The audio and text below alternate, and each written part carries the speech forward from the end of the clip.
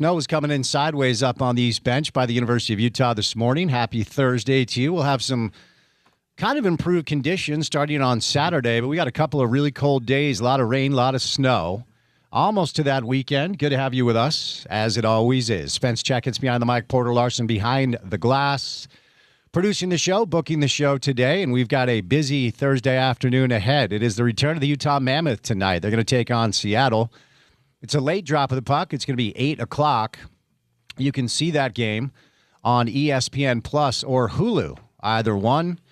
Utah Jazz will take the night off tonight. They lost to the Denver Nuggets last night. I was down there at the arena. It was really good to see a lot of good friends, a lot of old friends. Hang out with our guy Gordy Chiesa. Watch the Jazz do what the Jazz do, and that is allow young players some minutes to fight hard and then ultimately lose a basketball game.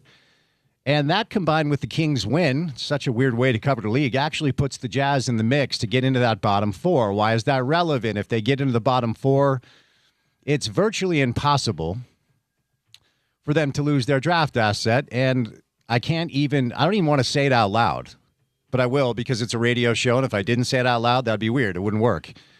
Should they lose their draft asset, I think it's safe to say, what exactly has all this been about? But good feeling in the building last night, even though the Utah Jazz are among the 8, 9, 10 teams that are not playing serious basketball. Most people already looking ahead to next season. NBA hoops getting interesting right now outside of our market as playoff positioning on the line. Some good games tonight. The T-Wolves are in Detroit to take on the Pistons. The Lakers are in OKC to take on the Thunder. The Cavs are in the Bay Area to take on the Warriors. And the Spurs are in LA to take on the Clippers. So a rare regular season night, jam-packed of actually good NBA basketball. Couple of days away from the Final Four resuming. Illinois, UConn, coming up Saturday at 4:09. Michigan, Arizona, that's going to be a heavyweight fight at 6:49 on TBS. TBS is going to have both of those games, or True TV, or HBO Max. Modern day of sports media consumption. About 3 weeks out of the NFL draft, Kirk Cousins got some more guaranteed money today. The Raiders are going to bring in Kirk Cousins. Of course, they're going to draft Mendoza number 1 and allow Cousins to teach him how to be a pro there in Vegas. Get to some of the latest mock drafts and where they have Spencer Fano and Caleb Lomu going. As we talked about yesterday, news broke right as we were ending the show that former BYU wide receiver and now with the LA Rams, Puka Nacua, is in rehab. And his attorney says he is going to stay there for quite some time, sending some good vibes his way to figure out what's going on, as we all need a timeout from time to time to take a little bit of a life break to maybe get back on track. RSL will be back in action this weekend with a Saturday early kick. That's a 2:30 Mountain Time kick on Apple TV. They're going to take on Sporting Kansas City. We'll get you ready for that match today. Talk a little U.S. men's national team as well. We're about 2 months away, little over 2 months away. I think it's June 11th from the beginning of the World Cup. And if you've never consumed a World Cup in your experience before, it is awesome. Excited it's going to be here. So we'll get to some soccer on the program. The body cam footage of Tiger Woods' DUI has been released. Tiger Woods is heading overseas for his treatment as a result of lack of privacy here. The PGA Tour this weekend is at the Valero, Texas Open. And then next weekend, there you go, Masters time. Speaking of the Valero, Texas Open, tied for the lead. One Tony Finau at 600 par, tied with Davis Thompson at 600 par. We'll give you a leaderboard update throughout the course of the show today on a busy Thursday afternoon. First guest will be Brian Dunseth, my co-host for tonight's edition of Talkin' Real on KMYU. You can catch that at 10:35. It's episode 7. We talk a lot of World Cup, talk a lot of U.S. men's national team as RSL was on a break last weekend for the international window. Richard Smith, live in studio for an entire hour today, was in the building last night for the Jazz Nuggets game. We'll talk some pro basketball and some college basketball with Smitty. Dax McCarty, excellent player in his own right. He's also with Apple Television. We'll stop by today. And then I imagine we have a lot to talk about with Garrett and Preston Handy from the law firm of Handy and Handy for a Thursday edition of Sports Court. Brian Dunseth, Richard Smith, Dax McCarty, little Sports Court, me, Spence Checketts, all of you, the great listeners, that guy, Porter Larson, rainy snowy Thursday afternoon. Getting the precipitation to fill your cup because you're a precipitation expert, yeah? Yeah, no, it's been nice. It was like full on snowing about 10 minutes ago. Now it's raining. Of course, I will appreciate that as it comes down. It's been interesting watching the weather back and forth, Spence. The best part of the opening tip here. Are you watching the weather on the YouTube cam? No. Did you watch the shuttle launch? No, I didn't even know it was happening. Is it Elon's? They're going around the moon. NASA is. So it's not. So I had the live stream of that up yesterday. Is Elon involved? No, I don't think so. Okay. Because I don't want anything involved. I don't want to be involved with anything that dude's involved with. And I know he launches ships and such. No, they're going around the moon apparently. Okay. In a preparation to go there again. So we'll see. Well, do you really think we went around the moon back in the day? Did you think we landed on the moon back in the day? What a great start to the show. Well, I know you've been listening to Rogan, so I'm just wondering if Rogan is launched into the whole like that was fake. No, I mean, I think they went to the moon. Okay. Anything else you want to add before we get into the show?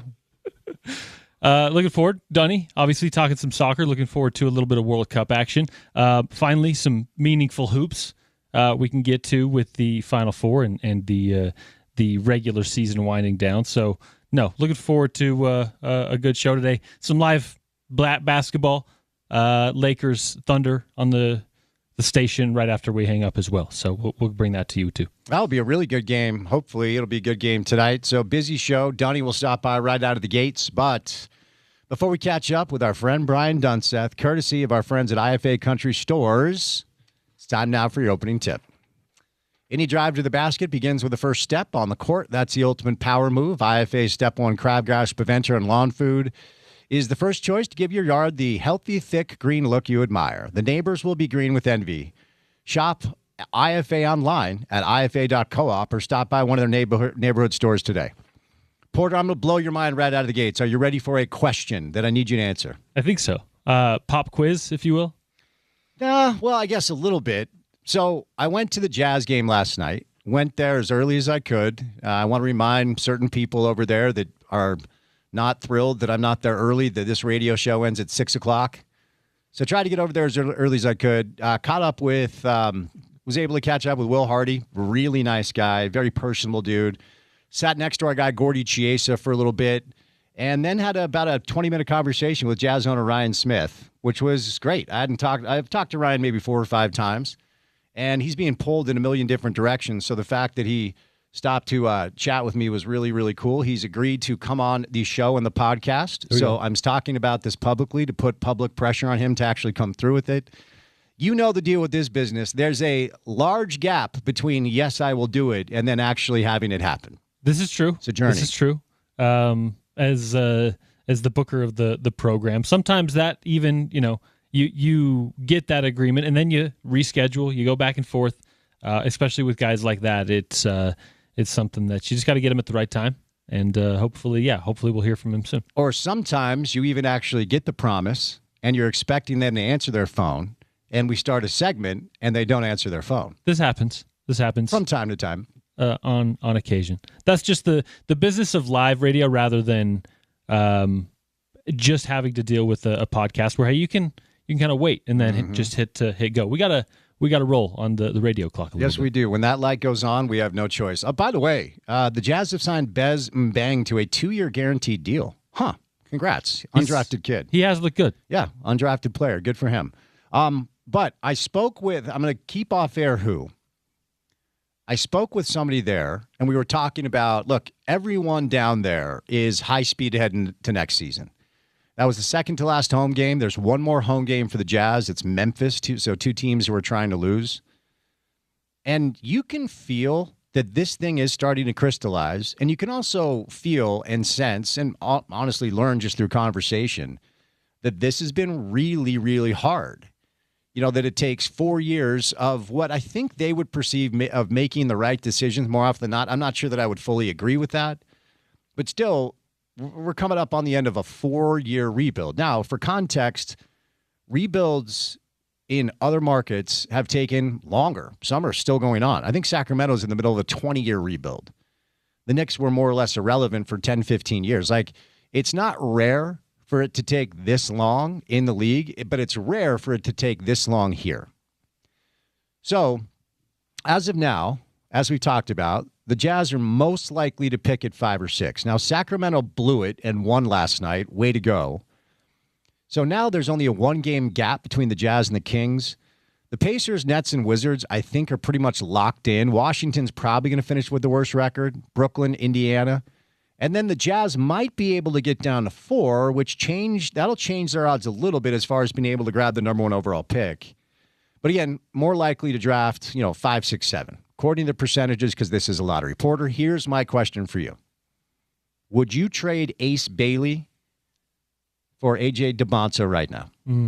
I don't think so. I don't think I would either. That kid is good. He is. And listen, not even trying to be prisoner of the moment, because he has looked really good over the last couple of weeks, and that is what you want to see, right? As he develops now, going into a couple of years in the league. But man, some of the stuff he does, you cannot replicate. Now, a guy with the length and skill as A.J. DeBonsa is in a lot of ways similar in that role. But I don't think I'd make that trade straight across, especially, Spence, when you can roll the dice and possibly not even have to do that. Right. And the reason I bring it up is I was talking to somebody with the team last night that said there's no way they would do it. Like, they love Ace. They think this is the guy. Now, hopefully, a top 2 or 3 pick will add a potential, franchise-changing piece. But we need to prepare ourselves to accept reality. We're not awesome at that in sports, and, well, you know what? Let's just move on. We're not awesome at that here when something goes down that we believe we deserve that doesn't happen. Okay, so like last year, people were up in arms. We had the worst record in the league. We didn't get the number 1 overall pick. Well, yeah, that's not how that works, hence the lottery odds being flattened. The most likely spot for the Jazz to draft last year, based on the percentages, was 5. Where did they draft? They drafted at 5. So we need to be prepared for the Jazz to draft at 5, 6, or 7. As of now, that's the most likely outcome. And I'm not saying it's not possible to get a game-changing player in that space in the draft. In fact, this year, it probably is. Most years, you just got to call out, and you can go do your own research. Shout out Joe Rogan. Go look at the history of 5, 6, 7 draft picks. You're going to see a lot of great names. And I promise you, if you pull up a list right now, if you're at work, you're going to see a lot of names and be like, who the hell is that? They either played in the league for a minute, never got here altogether. It is a crapshoot when you're drafting. Quite frankly, if you're drafting anywhere, ask Anthony Bennett or Stromile Swift. We could go down the list. But we need to prepare ourselves for the Jazz to not necessarily have a top 3 pick. If they do, awesome. I feel like we're due here. We've never had that lottery luck. Hopefully we finally have it here. Because if you add a A.J. DeBonsa, a Darren Peterson, or a Cameron Boozer to this group right now, as my friend Gordon Monson wrote in the Salt Lake Tribune yesterday, there's a good chance this is a playoff team next year with still the bulk of their best players in their 20s. And moving forward, the problem is you're going to deal with Victor Wembanyama forever, and San Antonio is really good and really young and really deep. Oklahoma City is not going anywhere for a long, long time. You look down the list, outside of those two teams have earned the right to be at their own tier. And I don't think anybody who's watching NBA basketball would disagree with that. The Lakers have Luka, and they have Austin Reeves. They have a LeBron issue, as we've talked about. Can they surround those two players with better pieces? Denver, as long as Jokic doesn't retire to drink beer and race horses, has to be talked about. The Rockets get Fred VanVleet back next year, but Durant's a year older. Go Bears on his last leg in Minnesota. Of course, Ant makes them relevant. Point is this. If you're willing to expand your mind and the Jazz are able to add to the group with one of these great young players, outside of Oklahoma City and San Antonio, I don't see a team next year that really scares me that much. Now, expecting a team to go from the bottom of the league to near the top is unfair. That's probably not going to happen. But I'm telling you, this Ace Bailey kid, I think at one point he was thought to be a top 2 or 3 pick, and then the draft stuff happened, and there was some conversation around whether or not, you want to take him. The best thing that may have happened to the Jazz is that they didn't get the number 1 overall pick last year, but they may have fallen to 5 to get potentially a player that could be on that level. Now, of course, Cooper Flagg was the guy. Con Knippel is probably going to win Rookie of the Year. So, of course, you would have taken Cooper Flagg. I'm not saying you wouldn't have done that. But there's a chance that they got a kid at 5 that if we give him a couple of years to develop, he might be fully baked right next to these great players in his draft class. We'll get back to some of this because Smitty is live in studio, but we'll catch our first break of a Thursday show and bring in Brian Dunseth coming up next right here on your home of the Utes, ESPN 700.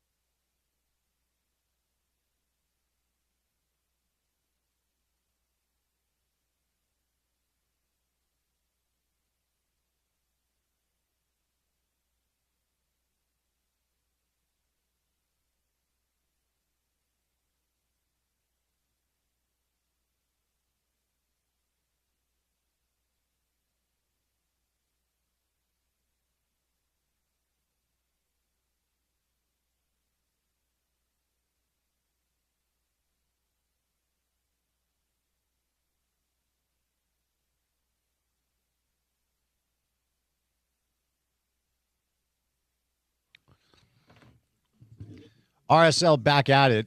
International break last weekend. Sporting Kansas City in town for a 2:30 kick on Saturday.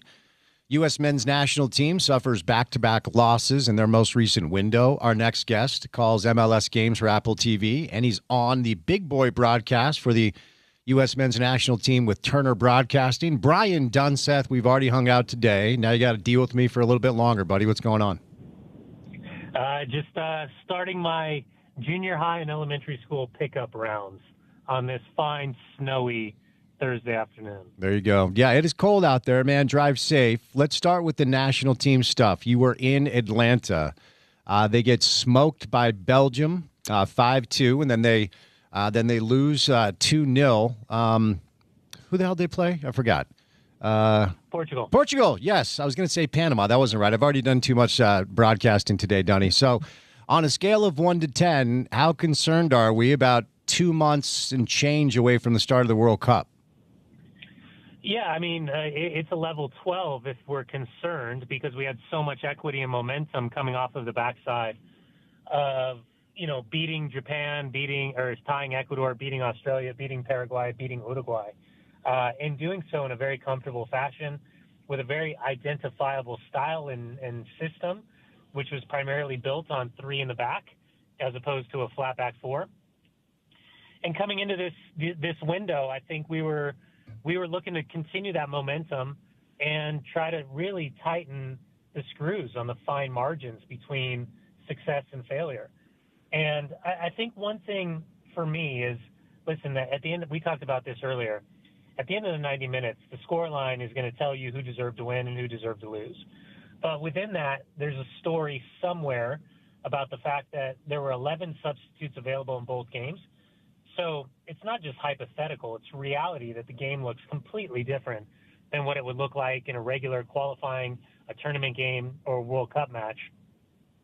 And then I try to separate the idea of the first 45 minutes and a pretty successful first 45 minutes in both matches versus kind of the overall idea of what the manager, Mauricio Pochettino, and his coaching staff are really looking for. And maybe I'm naive in thinking that momentum and the psyche of the American public is more important at this stage when we're talking about the excitement surrounding hosting a World Cup, understanding how successful and monumental it was in 1994. But the more I kind of step back into the reality of the way that Mauricio Pochettino was looking at this is maybe he's looking for combinations. Maybe he's looking to see which players he can rely upon. Maybe he's trying to understand that if he needs to make adjustments and play different systems depending upon what the game gives him or what the future opponent gives him, that he's got a better baseline understanding of what this group is capable of doing. But Spence, at the end of the day, it's really just the same pillars, right? It's Tim Ream, it's Jedi Robinson, it's Tyler Adams, it's Weston McKennie, it's Tim Weah, it's Christian Pulisic, it's Gio Reyna. I mean, those guys are going to be the guys that are going to be the ones that we need to be outrageously consistent in terms of their performance. And then we got to figure out the margins of everybody else who's going to make this roster. And that's where, that's where we'll move over next. The final roster announcement is going to be on May the 26th. And Pochettino himself, when announcing this group on March 17th, said this isn't the final group, okay? So we have that on record from the coach. Of course, around here, Dunny, we're anxious to know whether or not Diego Luna is going to be included. So I want your thoughts on that. And then you're the expert here. Give us some other players or positions that are undecided as of now. Yeah, I don't know, to be quite honest with you. I did find myself, with regards to Diego Luna, I know he had a little bit of a knee knock. I understand that Mauricio Pochettino wanted to see where exactly Gio Reyna was physically, considering he hasn't played a lot of minutes since his move to Borussia Mönchengladbach. And in a lot of ways, he's a unicorn in terms of what he's capable of doing. He's just different than a lot of other players in that position. He's different than Diego. But then again, Diego's different than not only Gio, but he's different than Christian Pulisic. He's different than Malik Tillman. And I found myself right around the 60, 65th minute in both games thinking, man, this game could really use the crowd pop of Diego Luna being introduced. And a guy that wants to get on the ball, a guy that wants to, have a real effect on the game. So in a weird way, and I don't know how many people agreed with this or disagreed with it, but I was saying in the pregame before Belgium, these aren't the games that you're going to make the World Cup. These are going to be the games that you're going to miss out on the World Cup, and that's because of the jeopardy of poor performances. So yeah, I mean, I still think he's in competition with Gio. He's in competition with Alex Zendejas for that third kind of number 10 spot. I thought Austin Trusty played well. The left side center back, which has a stronger physical profile than Tim Ream does at this stage of his career. I thought Aiden Morris was really strong. I thought Weston McKinney was fantastic. I thought Tim Weah in a couple different positions was really good. I think Christian looked active, although you can tell from a confidence perspective that he's a little bit off the boil in terms of scoring goals right now, because he probably had 4 or 5 really solid looks. And if he scores, both of those games change the complexity immediately, because after missing his chances, both Belgium and Portugal went down the other way and scored goals and completely changed the game.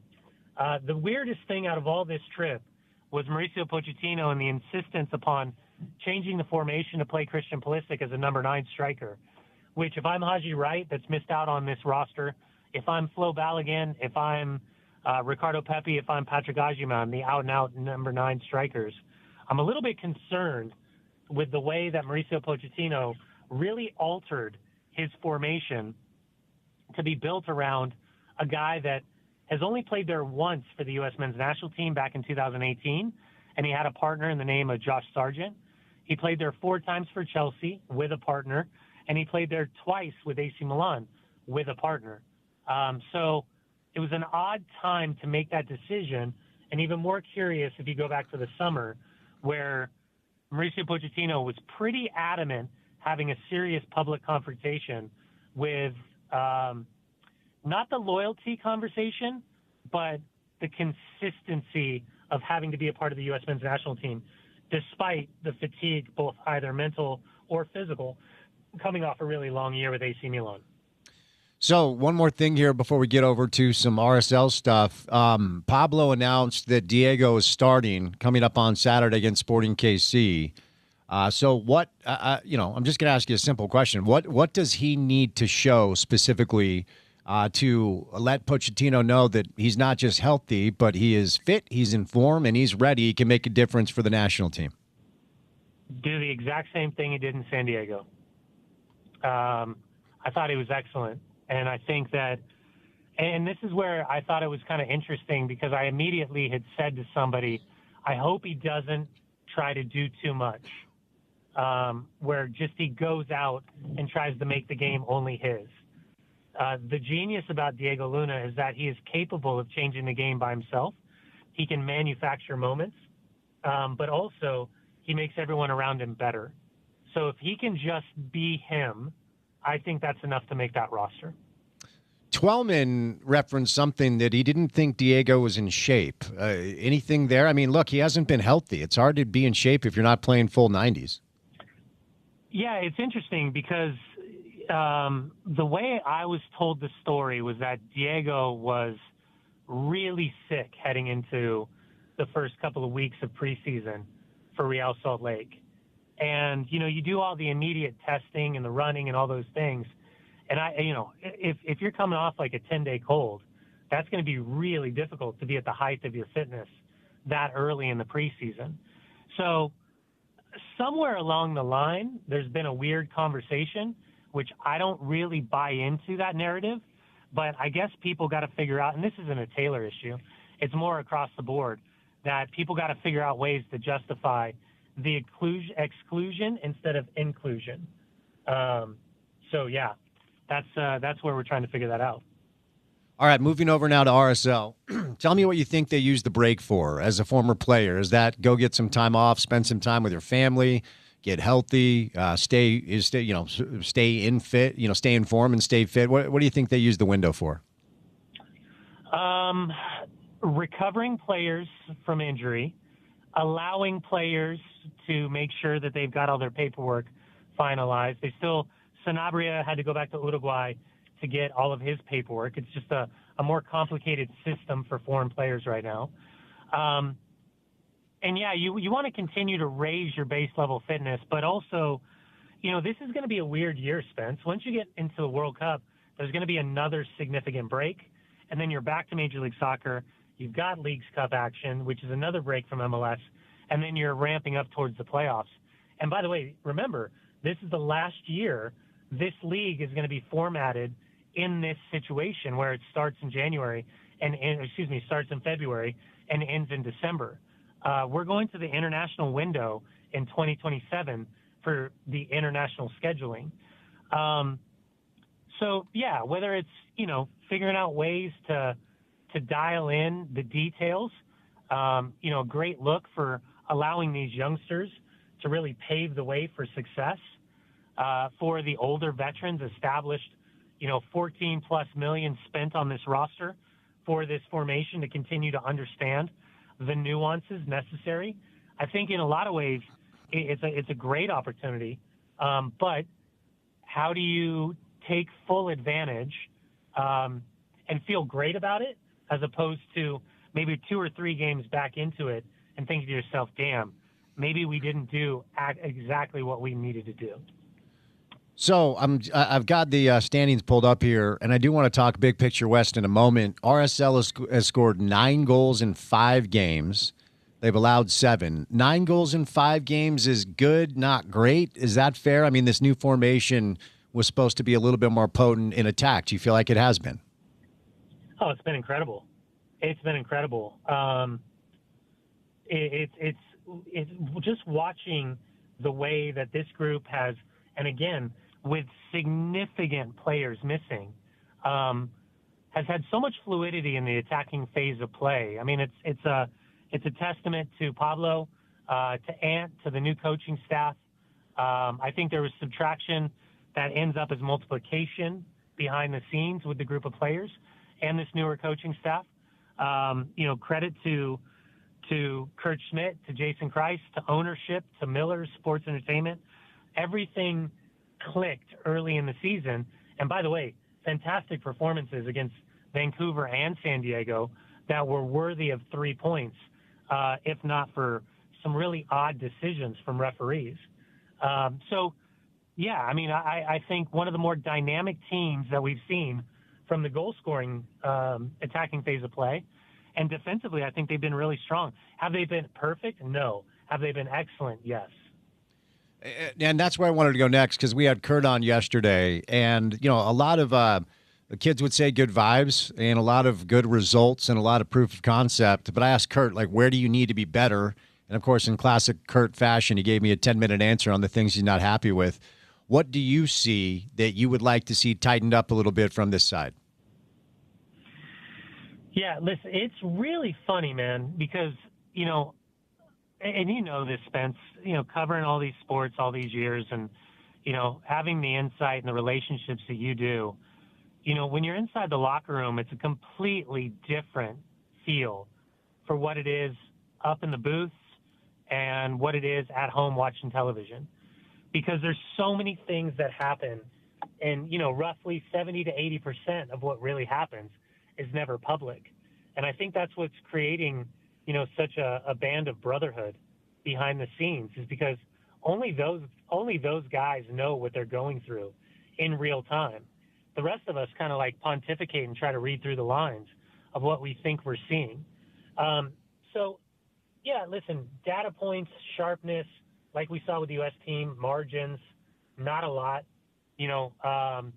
intensity of closing down space, reading the game, tough tackling, demonstrative moments where we're seeing outright leaders. All of these things are, early plot twists in the beginning of a season.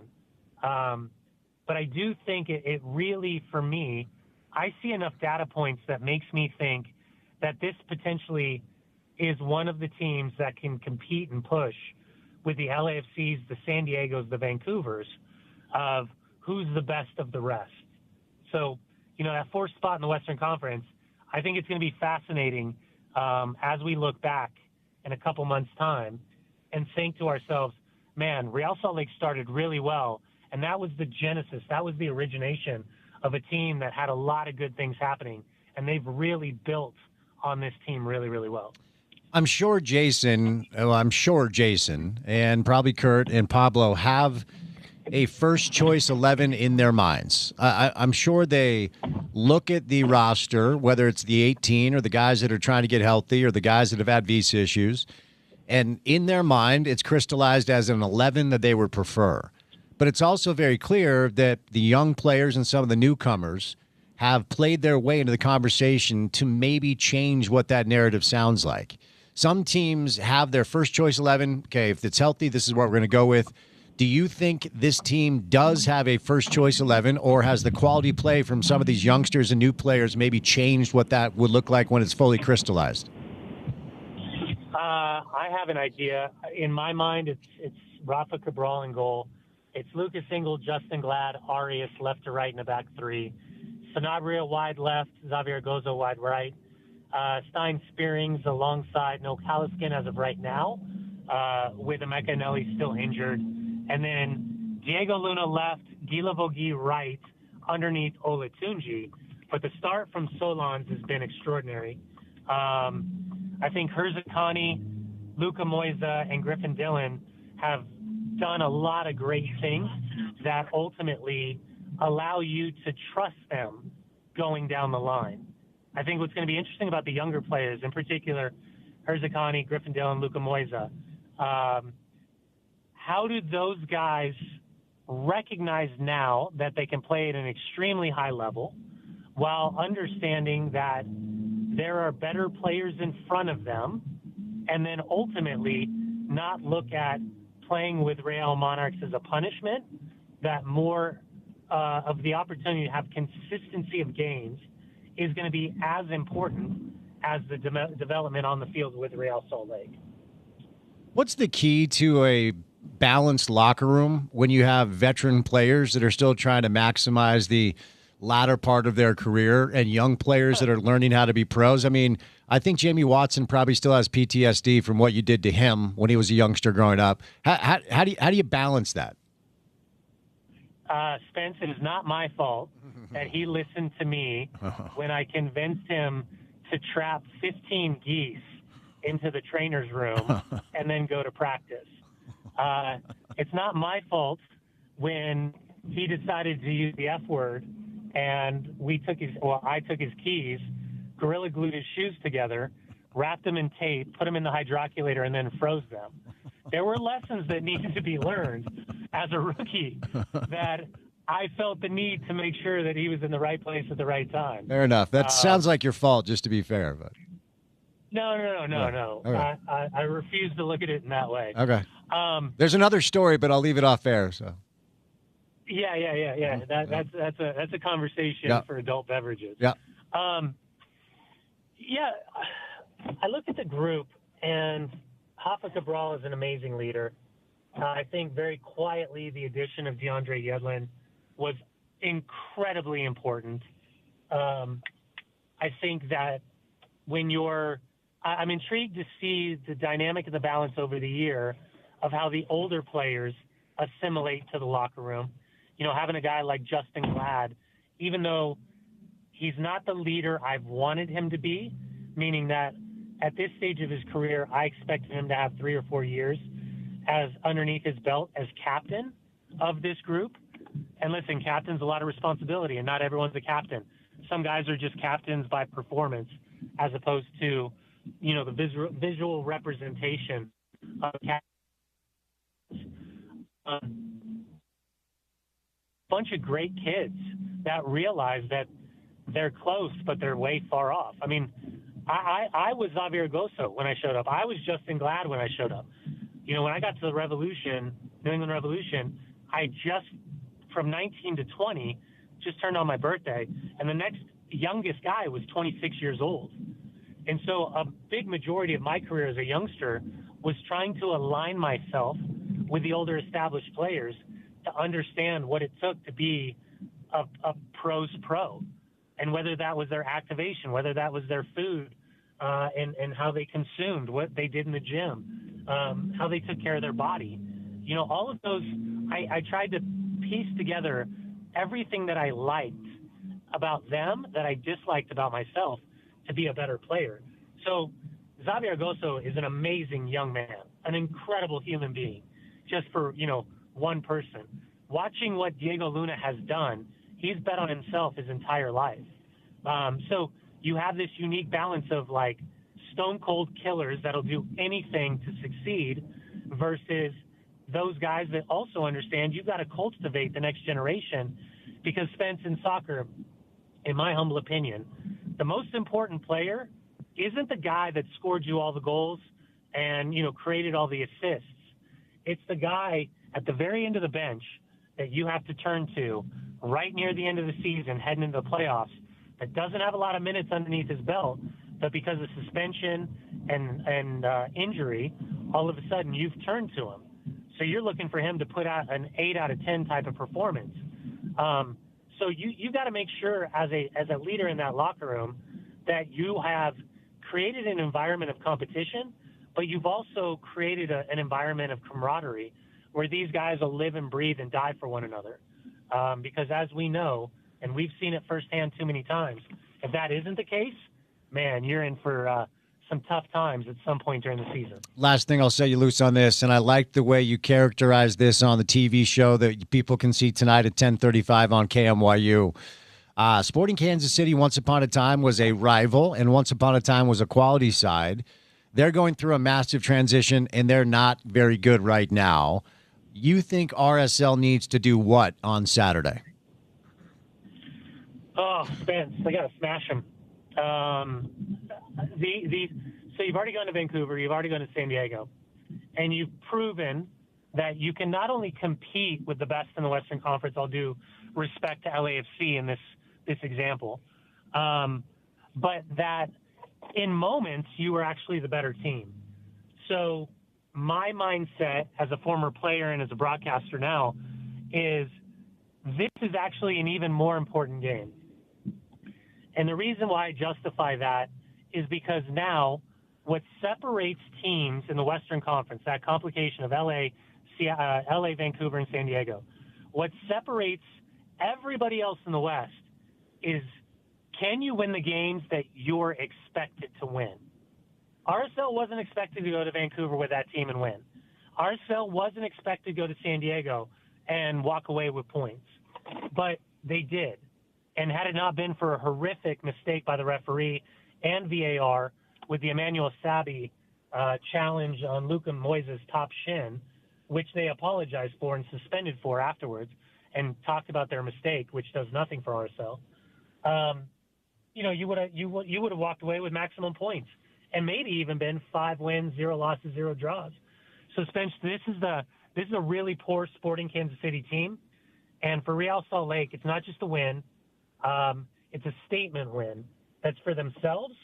It's a statement win for the league. And most importantly, it's a statement win for this fan base that wants to believe in the team, and they need to prove that this team is worth believing in.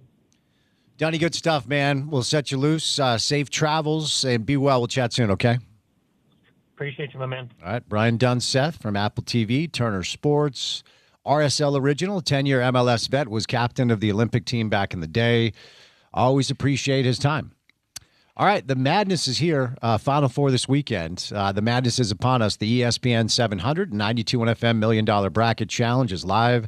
The leaderboard is brought to you by Big Willie's, Game Day Men's Health, Intermountain Bobcat, Budweiser, the Intermountain Sportsman's Expo, Burger Fusion, and the Utah RV Super Show. The man who's leading our bracket is Richard Smith. He's going to join us in studio coming up next. I want to let you know that IFA's Step 1 Crabgrass Preventer and Lawn Food gives your turf a strong start for months of thick emerald grass that will leave your neighbors green with envy. It provides a fast green up, helps your grass build up the energy it needs, and it defends against weeds only at IFA.coop. 1 hour down, 3 hours to go. Richard Smith joins us coming up next right here on ESPN 700.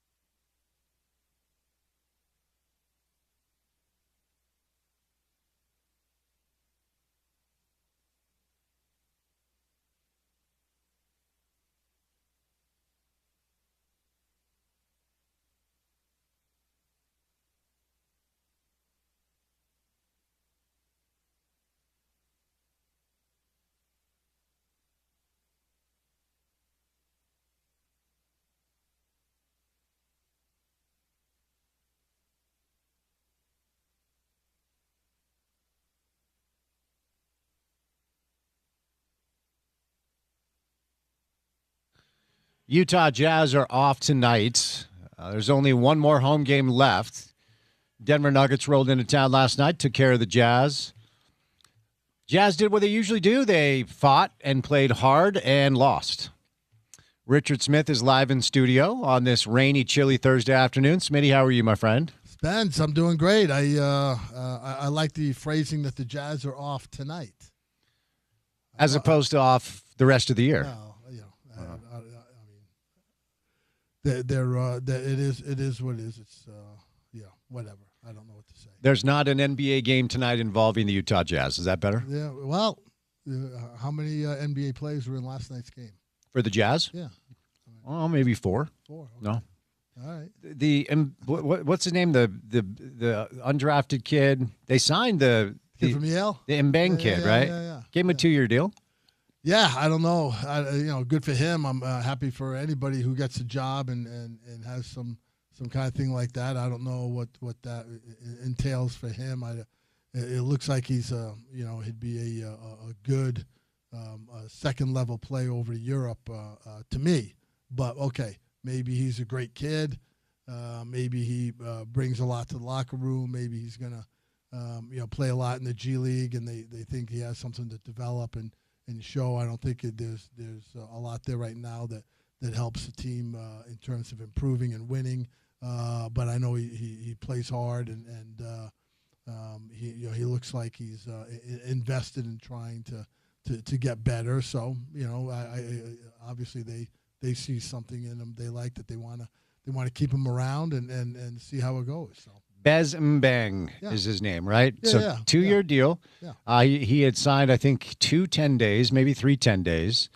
And look, we all know what the deal is. We all know what they're trying to do. And Sacramento blew it and won last night, so the Jazz actually have a chance to maybe get into that bottom 4. No. But I guess these are the type of things you look at as maybe a success story when you're giving all these guys an opportunity to play. And one of them actually did earn a 2-year deal, right? Yeah. Well, he earns a 2-year deal, from them, and they could always be doing something with him or have him just under contract. That's one of those things, pieces, Spence. Unless he comes out of the woodwork and really makes a leap, the next couple of years in terms of his ability and his skill level. To me, anyway.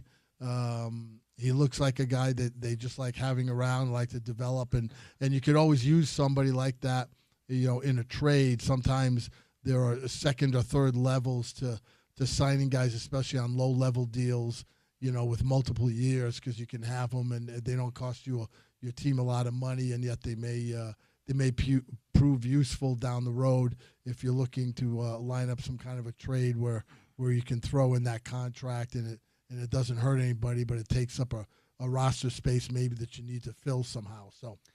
So I went down to the game last night. There are only 2 home games left, so I decided I'd jet out of this studio after the show was over to try to get there a little bit early to talk to some people.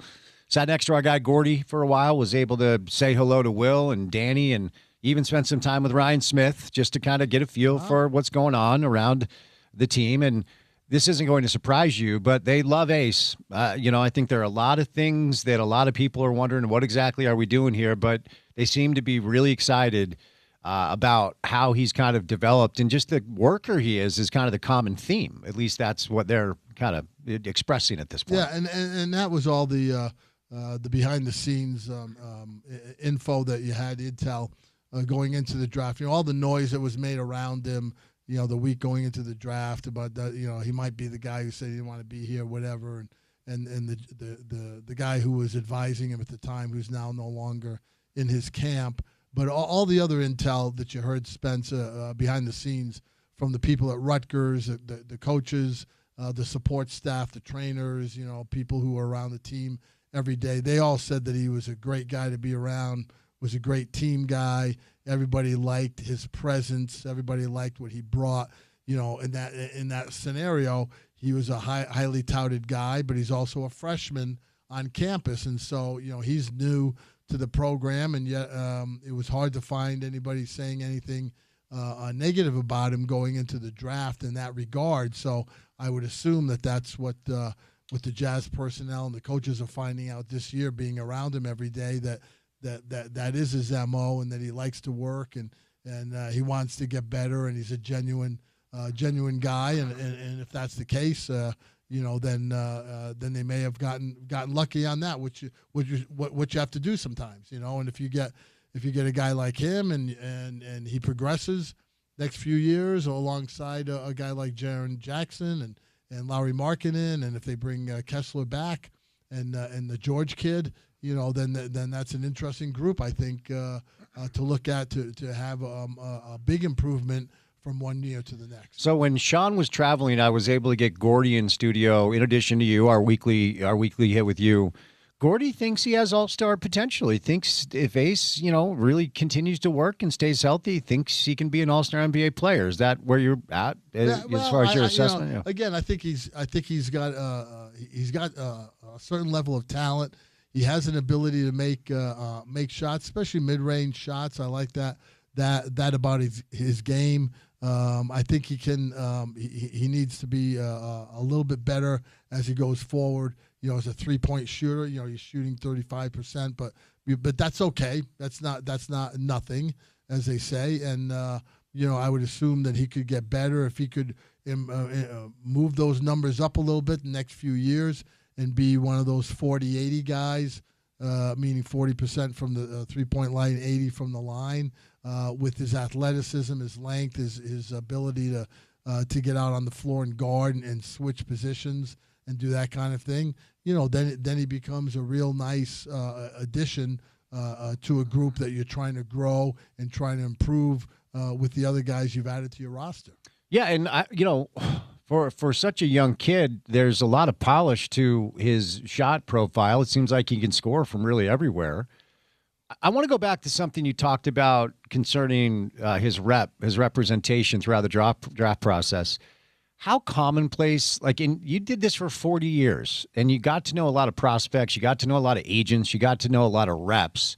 How common is the whole, my uncle's going to rep me, or my buddy from the neighborhood is actually going to step, and what sort of complications can that bring into trying to analyze a prospect? Yeah, it happens more frequently than you would like, Spence, and it becomes complicated also because some of those guys have a real heartfelt, true vibe about them in trying to help the young man that they're working with, and really have a vested interest in him trying to get better and trying to build a career at this level of professional basketball.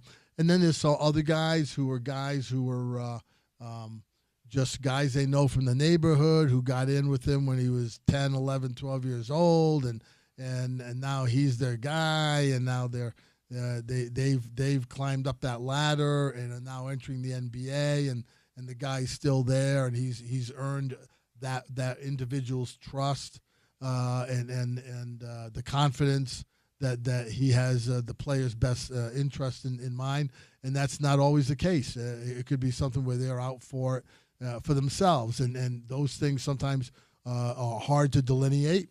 Sometimes they're very easy to see from the outside looking in, and then you as an organization, as a management group, as a coaching group have to be able to manage that, have to deal with that, which sometimes is very uncomfortable because they may be the one person that individual really relies on and trusts, depending on what their background is and who else they've had as influences in their lives. That may be the one guy they really trust and lean on for whenever anything gets tough. They turn right to that person, and if that's the deal, and now you're trying to separate them or somehow make that a different relationship from the professional approach and standpoint, then it sometimes can become very sticky with the organization. That's why you want guys who do the scouting, who do the player evaluation, doing it over an extended period of time of the player's development. In other words, you see them when they're 15, 16, 17, and have a good handle on what that is. So when they come in to your group, you have an ability or some kind of knowledge to work off of to help your group, the guys you're working with, understand what he's about, what the deal is with the guy or the guys, which sometimes it's multiple guys, and how the organization needs to best handle it in order to have a successful working arrangement. So Allen Iverson, in the documentary they did about AI, he discussed this, and it was pretty interesting to listen to what he had to say. You know, where he grew up, right? Bad News, Virginia. Michael Vick from the same place, Hampton. Yes. Yeah, Hampton, Virginia. Hampton Views. And, you know, I can remember Larry Brown and other Philly coaches and the owner at the time, Pat Croce. Kevin O'Connor, yes, thank you, the legend. Yeah. And there seemed to be this push and pull between Iverson's group, right? Yeah. And when you listen to Allen Iverson talk about him, it's like that's all I know, right? You can't tell me to leave them behind. Yet at the same time, is there something to be said about whether or not they're holding him back? Now, Iverson was a generationally special player. From an organizational perspective, ownership, front office, when you know one of your guys is running around with a group that might not work out well for him or work out well for you, I mean, now I'm thinking of Ja Morant, right? Like the precipitous fall that we've seen from Ja, who 4 years ago was thought to be like the next face of the league with a shoe deal, and now is he even going to be on the team? How do you go about that? What are the steps you take to try to pull the player in and say, look, we love you and we want the best for you and we know you love them, but is this the right thing for you to do? It's got to be a difficult line to balance there. It's very difficult, and that's part of the management process that all teams go through with any player. And you know, the bigger the player in terms of his influence on the team and his impact on winning, you know, then the greater the problem can be for your group. Iverson is a great example. You know, he was such a talent and a top tier guy for so long in running the NBA, as we would say, as one of those guys, that he's a guy you really had to deal with those kid gloves because his guys were around and he felt only comfortable, you know, when they were around or they were involved in you know, periphery things, but things that sometimes impacted the whole. You know, you wouldn't let Richard Smith or Spence Checketts have their guys around because they don't really mean that much to our group. But Allen Iverson, he has his 3 or 4 or 5 guys around all the time, and Richard Smith and Spence Checketts are going, hey, what about my guy? I want my guy to come in and go, no, you don't get a guy. You know, okay. You don't get a guy. Yeah, AI gets several guys, okay? That's just the way it works. And now as a management group and as a coaching staff, those are all part of the process of management, of trying to organize your group in a meaningful way, day in and day out, so that everybody understands what's going on. It's a very delicate, it's a tough balancing act, Spence, because sometimes the player gets his feelings hurt, which is hard to imagine for some of our fans who say, "What do you mean their feelings hurt?" Well, they're, you know, sometimes the reason those guys are around is because the player has some type of a low self-esteem in some manner in his personal life. He thinks he's a great basketball player. And he thinks he can do all this stuff against anybody on the court when at 7 o'clock when the ball goes up, but he may have a hard time negotiating other things in life on a day-to-day basis that he's not comfortable with. And sometimes these people provide him with some kind of safety net that makes him feel comfortable to be able to perform and do the things that you're paying him to do. And so now you get into that area of, well, do we coddle him? Are we doing stuff more than we really want to do as an organization? How is that affecting the other players? Because not every player is getting the same treatment. You know, Jerry Sloan used to, you know, those subjects would come up every now and then, and he would say, well, I treat everybody the same, meaning I treat them all the way that I need to treat them to get the best out of them that I can as a player. And it's not always going to be fair. And that's just the way it is. Mm-hmm. And he always used to give a little speech every now and then when it came up about, hey, look around your own life every day. Life isn't fair, okay? You got to deal with things sometimes to make it work, and that's what you have to do sometimes with those kinds of players, and it becomes tricky. We had the thing, with Donovan Mitchell, and toward the end of our stay with him and bringing him into the thing, and he had some guys that he was working with that were, that we had to massage and work around and do that we thought was the best for the organization and best for Donovan at that time. And and everybody who's at that level tends to get guys that they're comfortable with, that they think are going to have their best interest at heart.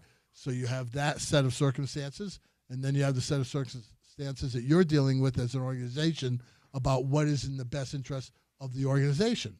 And sometimes those things don't mesh. And so sometimes you now have to figure out how to make it work to the best of your ability.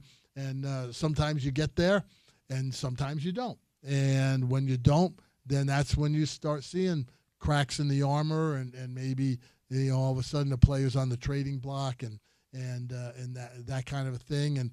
And that's all part of that process of trying to get a whole team working in the same direction on a daily basis. The Donovan stuff, so, the hangers on, or however you want to characterize it, that wasn't the deal when he first came in the league, right? Because I can remember, and for our listeners' frame of reference, he was raised by a father who is still in the pro sports ecosystem, right? Yeah, he works with the New York Mets. Yeah, the New York Mets. And I can remember I was with Jazz Radio at the time, and on draft night, I was the first one to interview him.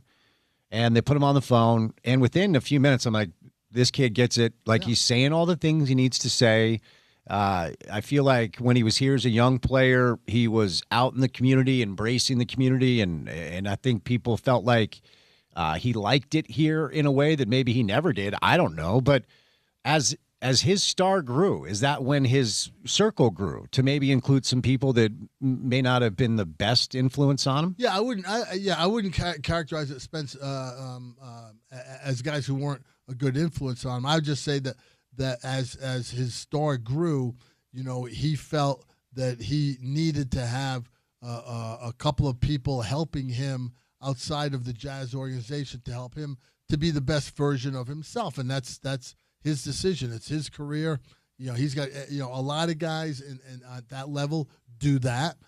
They get a personal trainer, or they get a full-time chef, or they get a full-time chiropractic / massage guy, who works just on them, who knows their body. There are a lot of those intricate things that teams supply. Sometimes a player feels like, I need to have a guy who understands me and is going to concentrate on me. And, a lot of times they pay them out of their own pocket.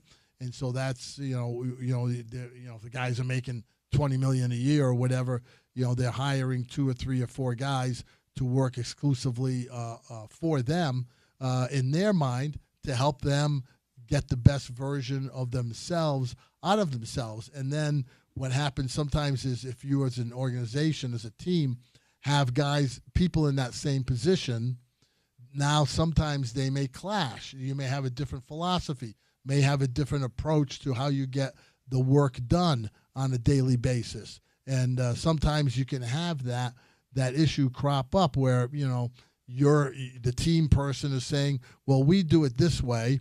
And then the individual players guy is saying, well, I've studied here, or I've done this with other people, what have you. And, we have a different way to approach it, and it's going to get a better result or whatever. And sometimes you have a clashing of ideologies. Sometimes it's a clash of egos. Hey, my way's better than your way. No, it's not. Oh yeah.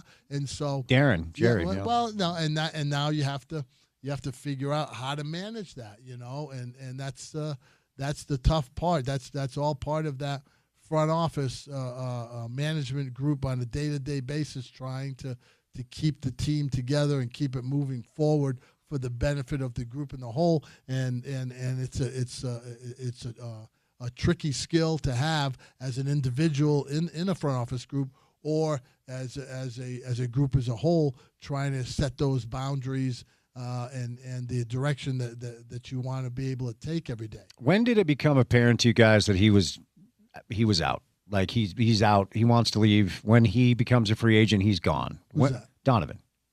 Well, I don't know that. I wasn't there when Donovan that whole thing went down. So when you left, you felt like maybe there's a chance he's sticking around. Well, look, this is what the facts are. The facts are that Donovan had just recently signed a multi-year extension with the Jazz off his rookie deal. Yep. So he had committed to be here. He wanted to be here. Rudy had done the same thing.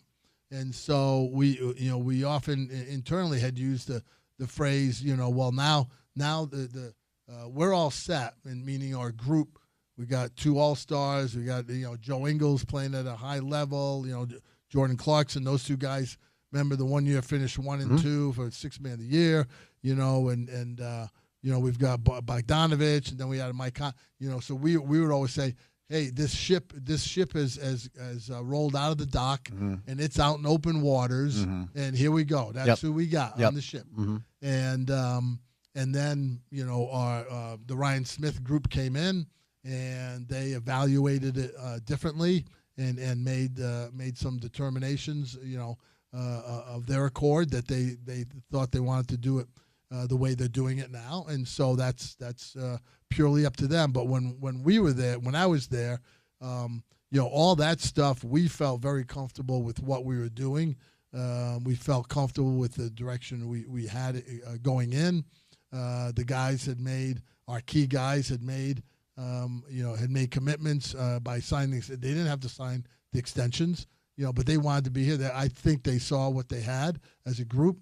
And then a different ownership group, different management group came in with Ryan Smith, and then obviously hired Danny Ainge, to come in, and then they made some other determinations, and so now we have the current iteration of the Jazz several years later that they're working through, trying to get it back to where it was at that point. Well, Donovan had to sign the extension. The other guys didn't, but Donovan did. No, off his rookie deal. What's there? You had his right. You had his rights. Yeah, but he could have taken the what do you call it? The qualifying offer. But he took the extent. Well, look, you don't have to sign anything if you can. There's ways you can push them. Now, the rules state that you have control of the player. Right. So that's that can be debated about how it was working, but yeah, he was he signed the extension to be here, okay, and so that as far as I know, in the meetings I was in and the discussions I was involved in, we didn't have any of those kinds of issues when I was there. Now I wasn't there also the last year. Right. I wasn't in an office capacity there, so I don't know what was going on behind the scenes then. But that's again, those are all things that you have to manage as a group to try and have the success that you're looking for. Okay, yeah, I feel like the redeeming thought, and you would know better than I would, is at some point in the first year or 2 after he'd signed the deal, the sentiment behind the scenes seemed to start to become like, we're not really sure if he's going to be here long term. Yeah, well, I think it's fair to say that there are people who felt that way, and there are people who thought that's again, he could have played the scenario out just like Gordon Hayward did. Yep. Right. You sign the extension, you stay here the 3 years, you got an option for the 4th year. So after the 7th year is up, then you say I'm not picking up the option, and you become an unrestricted free agent and I would guess, I don't know, that somewhere in that part of it and involving Donovan Mitchell, maybe the ownership and the new management group looked at that and said, well, we don't want to be in a position where we have another Gordon Hayward situation where he ends up going out the front door and we can't do anything about it. Yeah. So if they didn't feel comfortable that would not be something that might occur, then I can see them, looking at other options, which obviously they did and exercised on those. All right, coming up next, my guy did not want to fill out a bracket. Yeah. And he finds himself atop the leaderboard. Is he really? After picking 3 of the Final Four teams. You picked UConn to go to the Final Four. That's wild. So we'll do a little college basketball. A couple more NBA storylines I want to get to with Smitty's live in studio. IFA Country Stores, they've got everything you need to care for your lawn. No matter its size or shape, their 4+ lawn care program can promote healthy green lawn for you this summer. They're the same products used at many local sports fields, golf courses, and city parks. More can be found at IFA.coop. More with Smitty coming up next on ESPN 700.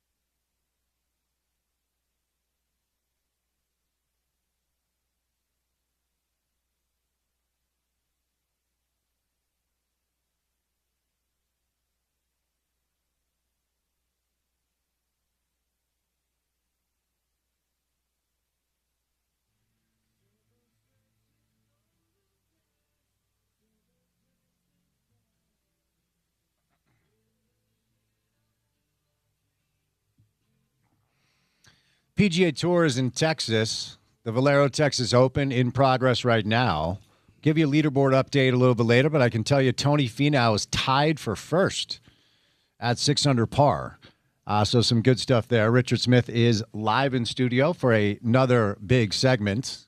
How about have you read about Tony's new sponsorship deal with Nike, the Jordan, with Jordan brand? Yeah. Good for him. But now it's a brand new thing where he's head to toe in Jordan stuff. That's the stuff you want to be head to toe in. Yeah, and they decided they wanted to get in business with him, with his background here and his Polynesian background and growing up in Salt Lake and growing up and hitting balls in the garage and over in the Rose Park area and where he grew up playing and they wanted to try and make that cultural connection, with younger golf fans and stuff. So they've come to an agreement. Tony's spending this first season with them, being outfitted head to toe in Jordan brand stuff. So when fans tune in, they don't see the Nike swoosh on his hat or something. They see a Jordan Jumpman logo or something. Then they see him wearing the red, white, and black kicks, and wondering what's he doing out there. He's on a casual round or something. He's living well is what he's doing. He's doing the Jordan brand golf thing now. You know who else is head to toe in Jordan brand? No. Kyle Whittingham. Really? Michigan. Is that right? Michigan is a Jumpman football program. Okay. No, I didn't know that. It's really great gear. And speaking of Michigan, when I said to Richard Smith, "Are you going to fill out a bracket for our challenge?" Your response was, "I don't fill out brackets." Well, because I never know what I'm doing. Well, apparently you do, because I will give you an up-to-date standings with the ESPN 700 crew, which does not include Porter because he did not submit a bracket. In first place with 93 points is Richard Smith. Yeah. In second place, John Watkins, who's an FM DJ, I believe, 89 points. Bryce Larson, third place. Adrian Denny, who covers hockey, is in fourth place. I'm in fifth. Far behind, then it's James, Sean, and to show you what an exercise in futility this is, Gordy Chiesa finds himself in last place. Well, see, and you could probably typically see that these kind of things, the brackets, when people fill them out and who ends up being near the top or whatever, it's usually a topsy-turvy. It's probably the opposite of what it actually should be, and in this case, that's probably the case as well because Gordy knows a lot more than me about that stuff and certainly spends a lot more time on it. And I can tell you how I filled out my bracket, Spence. So I took the bracket. I said, I'm going to spend as little time on this as I can. Mm-hmm. So this is what I'm doing. I start in the upper left-hand corner, and I go right down the list. And if I have a knee-jerk reaction, I like them, boom, I write it down. I like them, boom, I write it down. The next one, I'm not sure. Flip the coin, boom. Tails, those guys on the bottom line, boom, boom, boom. And that's how I went through the whole thing. And this is what you get, Well, my 8-year-old nephew, who lives in Connecticut and therefore picked UConn, is leading our bracket. But you did pick UConn to get to the Final Four. Yeah. What about the ending of that UConn Duke game? I don't see anything like that before. No, well, I'd say that's what makes the NCAA tournament so exciting because everybody's watching all those games and people got their brackets and whatever they got writing on it, and then you have something like that ending, but UConn is a tough defensive team, and that they got some screws down when they needed to near the end there, and you can hem and haw about what Duke did in the last possession, and you should have held it, and you go to the free throw line, whatever, but they just tried to get the ball up, and UConn was all out, and they got a deflection, and then the kid throws a shot up, and that's the things legends are made of, just like the Bryce Drew shot so many years ago, Valpo, against Ole Miss, and the Jenkins shot for Villanova to win the championship against North Carolina, all those guys, and that's what makes this an exciting tournament, a fun time of year. I will ask your thoughts, though. I know you said you can hem and haw about it, but that's been the talking point. Feel bad for Caden Boozer because he had a good game. He played really well. Yes. Cameron gets most of the attention because he's the NBA top 3 prospect, but Caden has really improved. He played really well in that game. if you watch the replay, because I did hear, I think it was Raftery who said just hold the ball. Problem with that is UConn had the possession arrow, right? So if you tie them up, you get the ball back with a chance to win it. And if you look on the other end, there were 2 Duke players with no UConn players around. As you said, UConn goes all out. Credit them for getting the tip. There's a video replay of John Shire yelling at Caden to throw it up, right? So the attention is going to be on him, which is unfortunate. But I feel like, I don't know, Monday morning quarterbacking and a bang-bang play like that is a tough thing. Nah, and it's silly because they're, they're trying to run the clock out. He's been a very good player for them this year as a freshman, as a point guard. When the other kid got hurt and was out for extended periods of time, he got more playing time. They relied more on him, and that's just one of those plays. Now, nobody pays any attention to it if that kid from UConn, the Mullins kid, pulls up, throws up a 35-footer, clanks off the rim, the clock runs out, game's over, Duke wins by 2.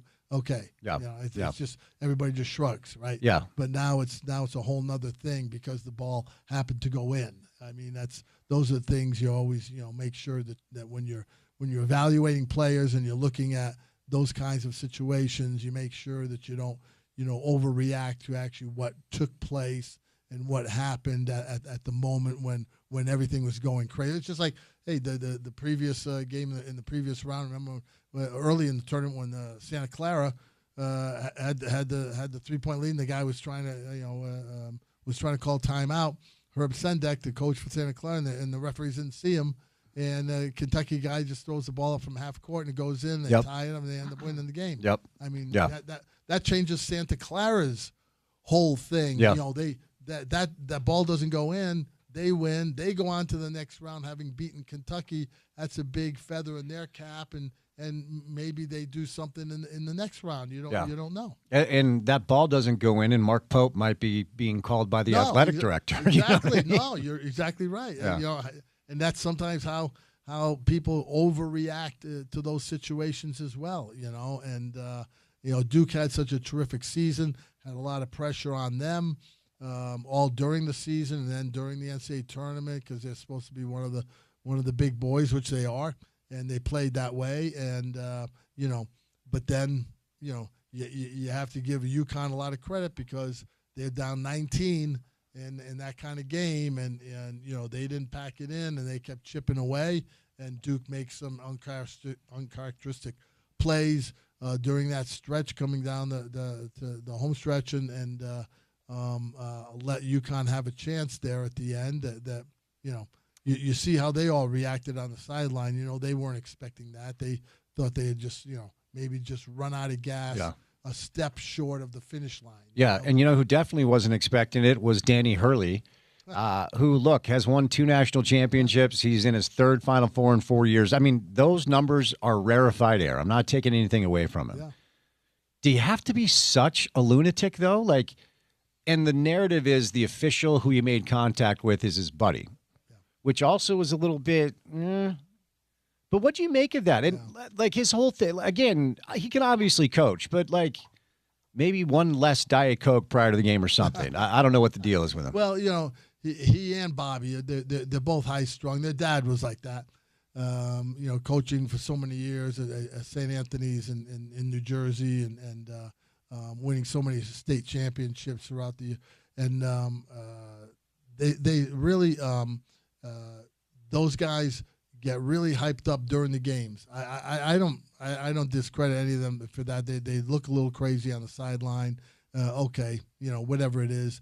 The thing I don't like, and not a big Danny Hurley guy in this regard, is that off the court, in between the games, how he talks about how great his teams are, like when they won the last national championship, now everybody knows that college basketball is run by the University of Connecticut and we're the guys running the show, and, and all that. And, you don't have to say that stuff, in those calmer moments. You don't have to be, all braggadocious about what you're doing. People see it. You can just, lay low and, try and have some class.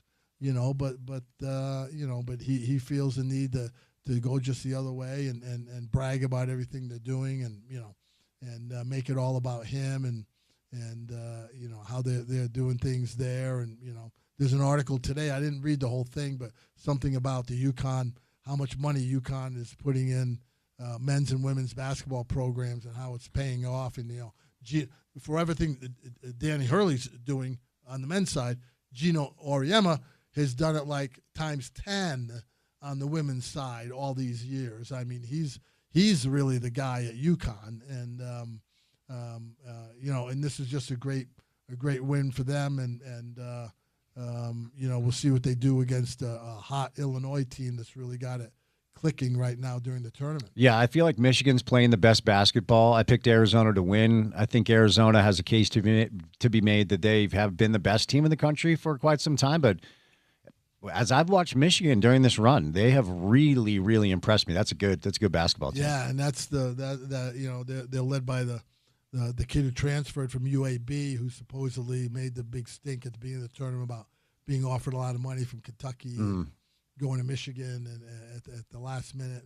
And Dusty May does a great job there, and he's really got him playing at a high level.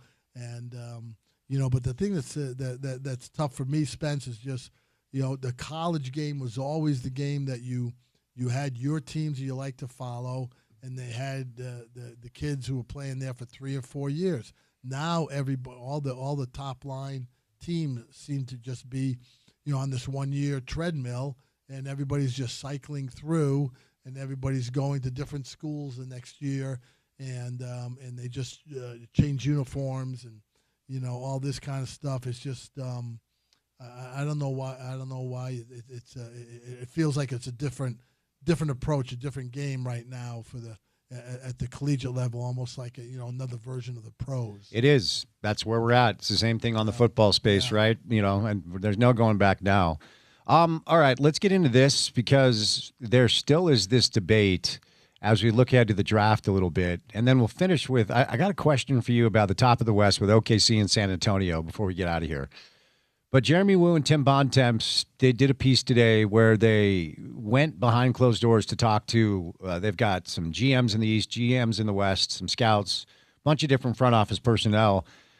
I'll just summarize it, that according to their intel, it's still very much split between A.J. DeBonsa and Darren Peterson for the number 1 overall pick. Have you changed your opinion on who you think should go number 1? And then attendant to the question, as I continue to remind everybody, it would be great if the Jazz moved up. It is a lottery, so let's look at the percentages. They're most likely 5, 6, or 7. We'll see. We don't know. But who do you think should go off at the top? And if the Jazz are in that 5, 6, 7 range, what's a realistic expectation? Yeah, well, those kids are all going to be they're going to be there at the end. It's going to be a mix of just it depends on what what teams really want to. What they're trying to shore up, with their group. What I like is I like the fact that they're all different types of players. So you've got Peterson, who's going to be a terrific guard, a player in the NBA. He's really going to be good in that regard. He's going to be that kind of a guy who can go get a bucket, can do anything you need him to do. You got DeBansa, who's going to be a long wing, who's going to be active, may still be growing a little bit. Manda being, he's 6'9", Manda being 6'10" before it's over. All of that stuff, with his game that is all, I think it's an all-encompassing game. He can really get on top of the rim. He likes to find guys off the dribble. He's not a selfish guy. He can defend multiple positions because of his length and his activity. And then you got Cam Boozer, who's who really is much more versatile than people think he is. They look at him physically and they say, oh, he's a stone cold 4, low post guy, but that's not the case. He can play up top, he can pass, he can move the ball, he can shoot from the outside. So it depends on, as we always say, Spence. Everybody likes ice cream. Some people like vanilla, some people like chocolate, some people like strawberry. So you all like them. You like all those guys. It just depends who's going to be there for you, what you think is going to fit with your group. But I think if the Jazz end up falling backwards, say they end up 5, 6, 7, I like the group of guards that are there. Point guards. The NBA is more and more an outside dribble drive, run by top flight. The good teams you look are with a few exceptions are run by top flight point guards. And if you can get one of those kids, whether it's the kid from Arizona, the Acuff kid, or the Weger kid from Illinois, I really like him. I like those two guys. The kid at Houston is really a nice player, really defends, really has a calm sense about himself on the floor. And then even the kid from I'm drawing a blank now, back in the ACC. I want to say it's not NC State, but anyway, there's number of kids. There's 3, 4 point guards that are all going to go 5, 6, 7, 8. And so I think one of those guys could be a very good player for the way the Jazz are set up right now and who they have on their team, to get a guy who's really a playmaking point guard could really end up falling in their lap and being just what they need if they don't get one of those top talent guys. Mikael Brown, Louisville. Yeah, Mikael Brown. I'm sorry, Louisville. Yes, that's correct. Yeah. So all things being equal, I know different flavors of ice cream. Who's the best player in this draft? All things being equal. I'd say probably. I would say Peterson or DeBansa, talent-wise. Sure. But which one would you draft at 1? All things being equal. But I'd probably take DeBansa because I know him better. Yeah. Yeah, I feel the same way. Yeah. At this juncture, and I think he's going to be. I think he's going to be a kid who works hard. I don't know I know the Peterson kid as a player, and watching him, I don't know him personally. I haven't talked to his coaches, so I don't know. What that stuff is, and that stuff counts, Spence, when you're making an evaluation. How do you think the player is going to fit in with the group? What's his personality? How does he come to work every day? Because some of these kids, when they get to this junction, when they're only 19 years old and they played 1 year of college, sometimes they've been so much better than everybody else along the way that they haven't had to work as hard. And now when you get to the NBA, it's a whole different deal, and everybody's better. Yeah. And so that kind of stuff, knowing their personality, knowing what kind of workers they are, knowing what their intentions are and how they want to be seen as a professional, all those kinds of things come into play in your evaluation in terms of who you think is going to have the best chance at having high-level success. So there's about 5, 6 games left for most teams, and, a lot of conversation about what the league has tried to do to create parity and make sure dynasties aren't possible. Well, in the West, OKC and San Antonio win every night, more or less, and I'm not discounting what the Lakers have been able to do after kind of figuring out their hierarchy. And as long as Jokic isn't drinking beer and racing horses and playing basketball, you're not going to dismiss anything with Denver. But do you feel like OKC and San Antonio have clearly separated themselves? Is there anyone else that should be thought of in that tier to win the West this year? No, look, I didn't realize it until I was just looking at some stuff. I know San Antonio's been playing very well. Did not realize that they are 26-2 their last 28 games. Whoa, Spence, that's as the kids say, that's not nothing. It is not. It's not nothing at all. It's more than nothing. I mean that is and so they obviously what does that mean? That means they're in sync. They have it rolling this time of year. They've got their guys relatively healthy.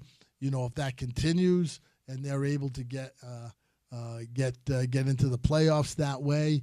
They're 10-0 in the last 10 games. Obviously, Oklahoma City's 9-1. The Lakers are 9-1 the last 10 games. So those guys are rolling. But the Thunder and the Spurs, the way they're playing now, and the way that they seem to be in sync, and both teams really kind of have an identity with how they play. They have to be considered the favorites going into the playoffs. and no one else in that group. I mean, I mean, Denver can give him a scare because Jokic is so good. I never kind of, I don't care if he's 41, he's 81, whatever. When LeBron James steps on the floor, he always seems to find another gear in the playoffs.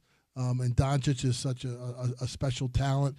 Those guys might be able to give him a scare, but those other two teams are just playing so well. It seems like it would be hard to see anybody toppling them.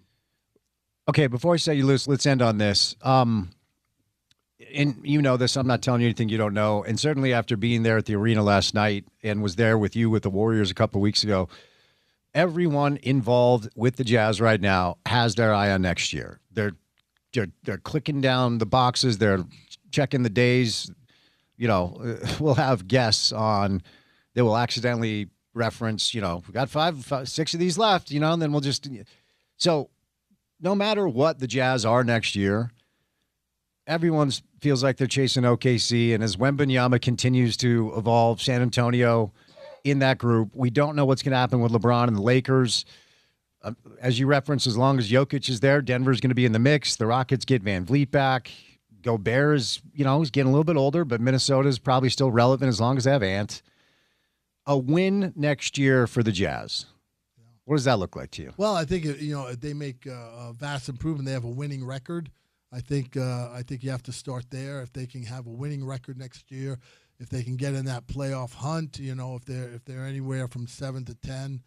I think that's a good starting point, for them. I could see them creeping in, being better than that, at 6 or even 5 if things fall their way. I still think a big cog for them is going to be whether they get Kessler back this summer. How that's going to play out. With the potential draft pick that they would be able to add to this group. But Jaren Jackson, getting him at the trade deadline, that was a home run. That was an A+, because he's a real guy. And pairing him with Markkanen and then George's development, if he starts playing any kind of defense, would really help his cause and the team as well, because they're just such a bad defensive team. But Jaren Jackson will change that mindset. He'll change the approach on the floor in the middle of the game. Other guys will feel like they have to pick their game up because he's going to be doing it on that end as well. And they're going to be seeing that, one of our big guys is doing it, so I better get it going too. And so that's going to have some kind of a carryover effect in a positive way, I would think, once they get into playing next season. Playoffs, realistic, or play in? Yeah, well, I think both. I really do. Okay, good. Again, depending on the as we always talk about, the injury situation and who's actually playing and how they're playing. But if they have all their guns there and they're getting some kind of a role in the middle of the season, that's I don't think that's out of the question. But they have to have that mindset. They have to be better as a defensive team. There's no question about that. Smitty, great to see you, my friend. Be well, and we'll chat next week, all right? Hi, Spence. Appreciate it. The great Richard Smith. Time now for our Uinta Golf PGA update. The world of the PGA Tour is preparing for Augusta next week with a stop at the Valero Texas Open in San Antonio. And Utah's own Tony Finau finds himself tied atop the leaderboard at 600 par with Davis Thompson, Sam Ryder, and Will Zalatoris. As let's see, Tommy Fleetwood and Maverick McNeely are all 5 under par. So is Andrew Putnam. Putnam's 5 under through 9. Jeez. Kevin Streelman, Austin Smotherman, S.H. Kim, Adam Shank. You know what? There's like 40 golfers that are 4 under. I'm not going to read that entire list. But go Tony. See if you can hold on. Uinta Golf, uintagolf.com for custom fittings, latest deals on Callaway, Titleist, Ping, TaylorMade, and more. All right, 2 hours down, 2 hours to go. We are going to catch up with Dax McCarty coming up next from Apple Television. Little sports court from our friends at Handy and Handy. Then we'll launch into the 5 o'clock hour of the drive on a Thursday right here on ESPN 700.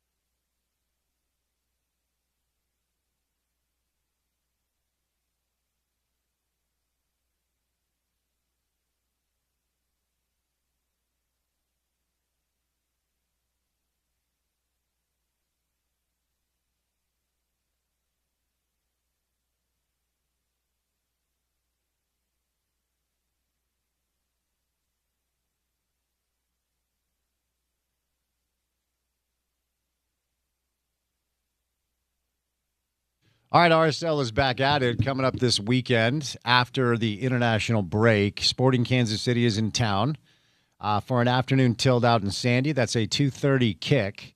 Our next guest is now a broadcaster. Man, he was a hell of a player. Used to love watching him play for a long, long time in MLS. Had a international opportunity with the U.S. men's national team as well. It's a pleasure to welcome in Dax McCarty to the program on a Thursday. Hello, Dax. How are you, buddy? Doing great. Thank you for that introduction. I really appreciate that. That means a ton. Well, you were a hell of a player. You were a pain in the ass, which made you really good. Did you ever have any battles with our guy Kyle Beckerman? It feels like you guys were very similar. Did I ever? Oh man, I had some great battles with Beckerman.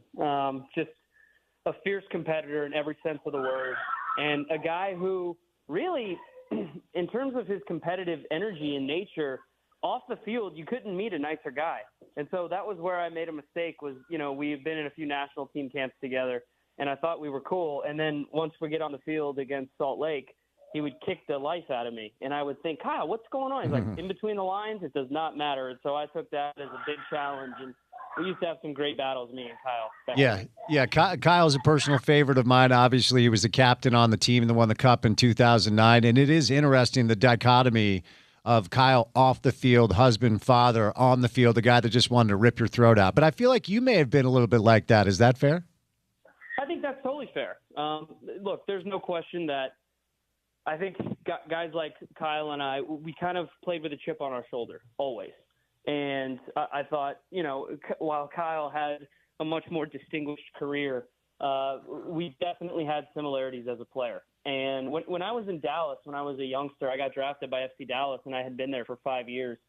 I started thinking about I could be a one-club man, and I know Kyle's not, but for all intents and purposes, Kyle Beckerman is Real Salt Lake. Nick Raimondo is Real Salt Lake, right? And so, I'm really grateful for all the stops I went on in my career. I felt really comfortable in every city I was in, and I learned a lot from all the different coaches. But there's also a small part of you as a player that says, hey, it would be cool to be synonymous with one club, even if you're not a one-club man. When I think of Real Salt Lake, I think of legends like Beckerman and Raimondo. But, yeah, Kyle, he's a friend, he's a colleague, and he's someone I have a tremendous amount of respect for. Where have you settled, Dax? Where's home for you now, and how's life for you now? Oh, the life is amazing. I'm in the Sunshine State right now, down in Central Florida, where I was born and raised, where I grew up. And it's nice to be home, I got to say. But I left home when I was very young. I was 16 years old to join the under-17 men's national team, and I never turned back. And so now to have it all come full circle, where there's an MLS team in market in Orlando, and I get to work for MLS, for Apple TV, covering the league that I know, I feel like I know really well, in the league I love so much in Major League Soccer. I tell you what, life couldn't be much better. Well, I got to ask you, if you're living down there, you swing a golf club? Oh, man. That is my new guilty pleasure. Okay. And every soccer player or athlete in general who retires will tell you, some of them, didn't think they should have retired. They should have kept playing. Me, I knew I was good. I knew I was ready after 19 years. I wasn't going to hit the heights of a Kyle Beckerman 23, 24-year career. But you got to channel your competitive energy into something. And for me right now, that's absolutely golf. It's you versus yourself, basically. And that's what I love about it. It's really stimulating. It's challenging. The old man sport I'm getting into more so is pickleball. Even though I love tennis, I'm really into pickleball and golf right now. There you go. You're too young to sound this old, buddy, just so you know. Yeah, I know. I know. I don't know if you know this about Kyle. He refuses to play golf because he doesn't believe the land should be used that way. That probably doesn't surprise you at all. That does not surprise me in the least bit. And what really did surprise me about Kyle was that he actually became a coach. I thought he would be off the grid, living off the land somewhere. Yeah. That was his nature. Very much kept to himself. Didn't need the spotlight. Didn't want the spotlight. And I thought he would disappear forever after he retired and live off the grid. But I got to say, him being a coach, it makes a ton of sense. He's got look, this is my bias talking, but any central midfielder that I think becomes a coach absolutely has the chops to be a good one. You have to see every aspect of the team. You've got to be a part of the spine of the team. you've got to be a leader. So it doesn't surprise me that Kyle's a coach. Yeah, for sure. Hey, tell me how you're enjoying being on this side of a microphone. Okay, it's a little bit new for you. You seem to be very natural at it and very good at it, but how are you liking it from your vantage point? I really appreciate that. I mean, that means a lot because I am very new and I'm very green behind the ears in terms of my experience level doing this. I thought about coaching quite a bit and what that meant for my free time, my family, my work-life balance, and it was just going to be a nightmare. I have the utmost respect for guys who go down the coaching path because it's such a big sacrifice that not only they have to make but their families. The media route, it was something that I really aligned with in terms of the way I see the game. I have strong opinions. I did as a player, and now I do as an analyst. And, again, I'll go back to that central midfielder comment. Because I played in the middle of the field, I felt like I had to know each and every aspect of the team to a T. And I felt like you almost feel like a quarterback in a way. That's how I see a central midfielder, a defensive midfielder, is you've got to know where your defenders are supposed to be. You've got to know everyone's assignments on set pieces. You've got to know where your wingers and your strikers are supposed to be in certain phases of build-up. So I feel like I see the game in a way that maybe resonates with people who watch it maybe more casually. And then it's just about how you articulate that to people to try to help them learn more about the game, take them deeper inside the game. And I'm trying my best, man. I'm having a great time. I love the studio work. I've been able to evolve and call more games this year, which I'm really enjoying. That's what I was going to ask you. I mean, it's one thing to, in this kind of my career arc, I've been doing this over 20 years now, but you host a studio show, you're in studio with other co-hosts and roundtable, and then when you're calling games, that's a different experience, isn't it? What are some of the things that have stood out to you the most so far? Well, being back in stadiums, the smell of the grass, the energy of the crowd, the feel of just being in that immersed in that atmosphere, it gives you kind of chills. It makes the hairs on the back of my neck stand up again because you feel what you felt a little bit as a player, and you remember why it was such a great feeling to step out on the field and go and give everything you had for whatever club you played for, is because of the fans and the supporters. You don't get that same feeling when you're in a studio. And there are aspects and elements of the studio that I love, and I love being able to be knowledgeable and do fun stories of things that maybe happen off the field or go deeper behind the scenes with certain players. And I get to talk to a bunch of great players before they play and after they play, and coaches, and ask them questions. But you really get to get into the more granular details of a matchup, right? So, like, let's say, for instance, this weekend, right, Salt Lake hosts Sporting Kansas City. If I were calling that game, I would have watched the last two Salt Lake games, the last two Kansas City games, picked out some details and some adjustments that I think coaches have made, or some player personnel. And you really get to go into more, granular stuff in terms of the X's and O's. In the studio, you don't really do that. You keep it more broad because it's almost impossible to be extremely knowledgeable about all 30 teams in Major League Soccer. There's just not enough time in the day to be able to say you watched everything. So you just have to pick up on little trends that you see in the studio and really try to frame what your opinion is after that. But in the stadium, man, you just can't replicate the atmosphere. I'm now realizing that your career definitely crossed paths with another central midfielder who had a bit of a bite. His name's Pablo Mastroeni, yes? Oh, yeah. Yeah. Okay. Oh, yeah. Tell me and Pablo had some great battles. Yeah, Pablo got the best of me in MLS Cup in 2010, and that still stings. Oh, that's right. Is that the year you scored the game-winning goal against RSL? Hey, there is one good memory out of that year. It was. Okay. That Real Salt Lake team was a juggernaut, and they were defending champs, and they were just coming off that 2009 title, and we were the plucky underdogs in Dallas, right? We had some really good players. We had David Ferreira, who ended up winning MVP in 2010, but yeah, we made a kind of a Cinderella run to MLS Cup where we met the Colorado Rapids randomly enough, and we took out Real Salt Lake and Beckham's LA Galaxy to make it to the final, and then to lose in that final to Pablo and that Colorado team, that was a bitter pill to swallow. I thought we were the better team on the night, but Pablo, he's a winner, man. He just wins. He does, and there's a lot of irony that once upon a time the most hated member of the Colorado Rapids is now coaching Real Salt Lake. But I've got to say I've been able to get to know him over the past 4 or 5 years, and I don't know what there is not to like. Yeah, your thoughts on the player that he was and how that's kind of translated in the head coach that he is. Yeah, it doesn't surprise me that he's turning out to be a standout coach. The one thing about Pablo that people probably know this by now, but one thing that I always enjoy and appreciate about him is that he cares so deeply, and it means so much to him to have a personal relationship with not just all of his players, but all of his staff and all of the support staff around him. He really cares about the individual behind the player or the analyst or the scout or the cook. He really does. That's something that's not, you can't fake that genuine curiosity about people. And he has brought that into how he cultivates and builds teams and locker rooms. And so the one thing that I know whenever I watch Real Salt Lake play, whether they have a tremendous amount of quality or whether they stink, you're always going to get the image of Pablo on the field, which is hard work, high work rate, really good shape, really organized, and a kind of a never say die mentality, for lack of a better terminology. I mean, that was Pablo to a T, but how he's evolved tactically, setting up Real Salt Lake in a little bit of a new formation with all these different exciting attacking players and pieces that they have on the field. I completely underestimated this Real Salt Lake team this year going into the season.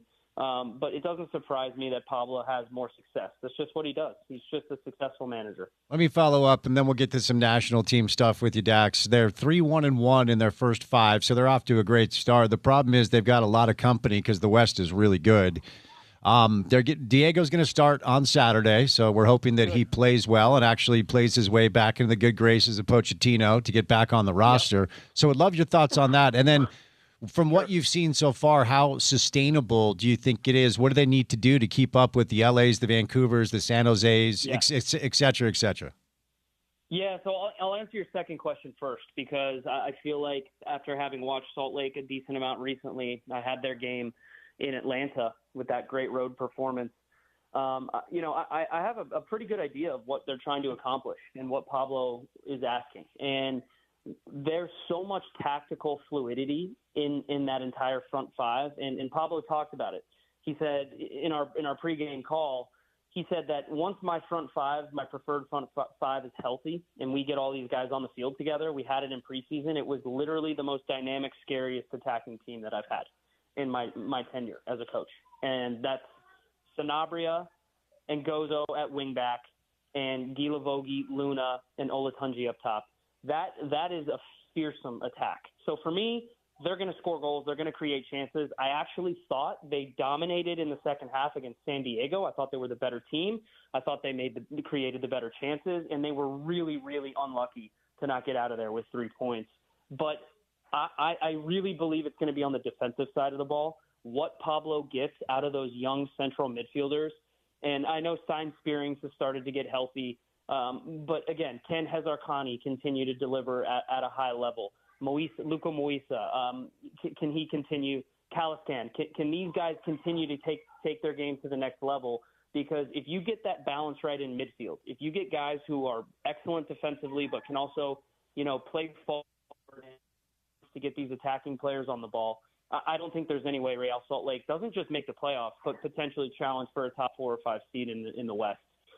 And then with Diego, he needs to be healthy in order for him to be able to shine and do his magic. And so I think the injury came at a really poor time for him when these are some really important camps for the U.S. men's national team coming up and having just gone by. But I actually think Diego Luna was a slight winner, even if he wasn't in camp. I was not impressed with any of the other guys that were brought in to replace him or to be one of those attacking midfielders.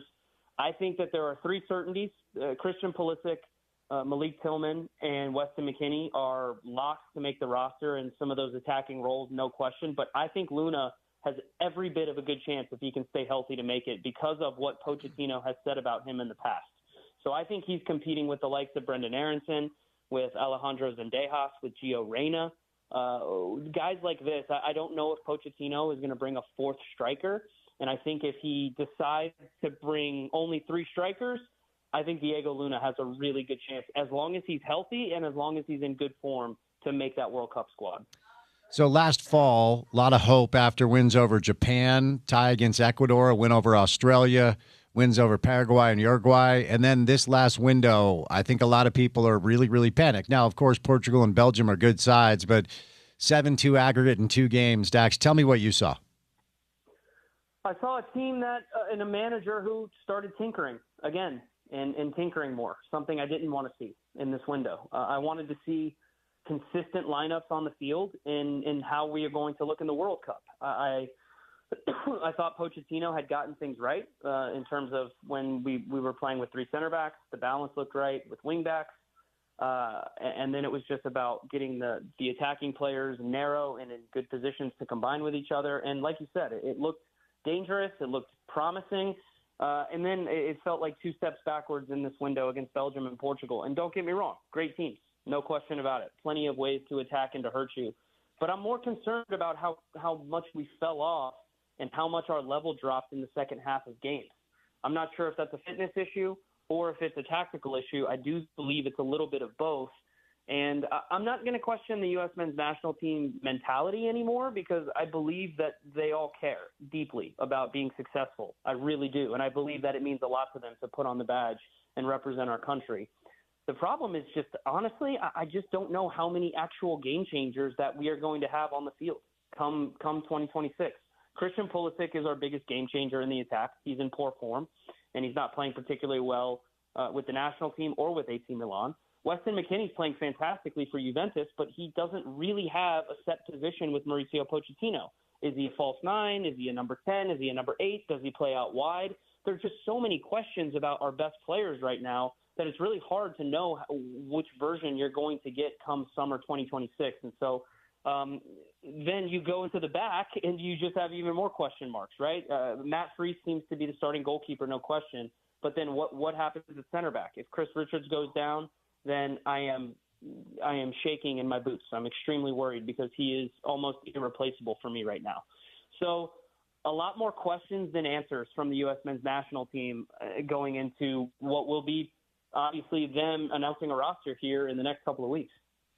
So let's move over to that space. You know, the roster will be announced May the 26th. They'll have a friendly against Senegal and then one against Germany right before the start of the World Cup.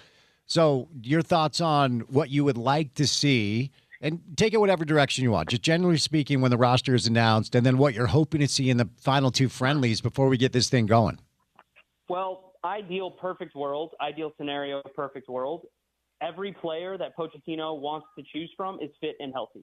Now, of course, that's not realistic. There's always going to be little fitness issues that guys are having to deal with, and Pochettino is going to have to navigate. But if all of our best players in all of the pool is healthy, well, then that's a great start because that makes Pochettino's decisions extremely difficult.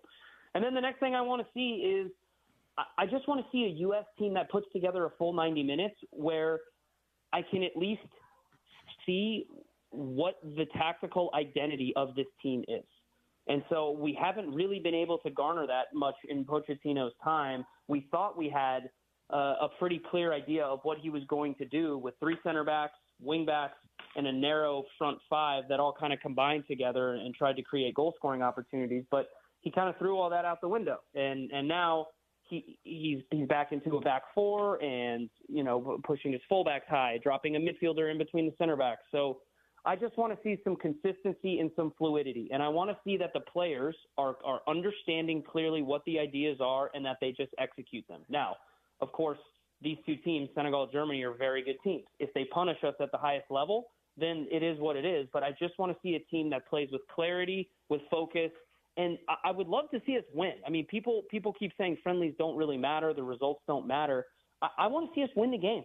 I really don't care if it's an ugly win, if it's a win by just scoring goals off set pieces. We've just seen in this last window far too many mental errors and far too many mistakes in the back, and then not enough creativity to really get me excited about what I'm going to see from this team this summer. Feel like every World Cup, because I'm going to ask you what's a win, what's a success for the U.S. men's national team this World Cup. It feels like a lot of people say, well, get out of the group and then see what happens. But the group is very manageable, And who knows what's going to happen in the knockout round. But with the World Cup being in this region, I feel like I'd like to see something more than just get out of the group. When this thing is said and done, what's, in your opinion, best case scenario for the U.S. men's national team? A quarterfinal appearance. A quarterfinal appearance is, I think, probably best case scenario for this talent in this U.S. men's national team.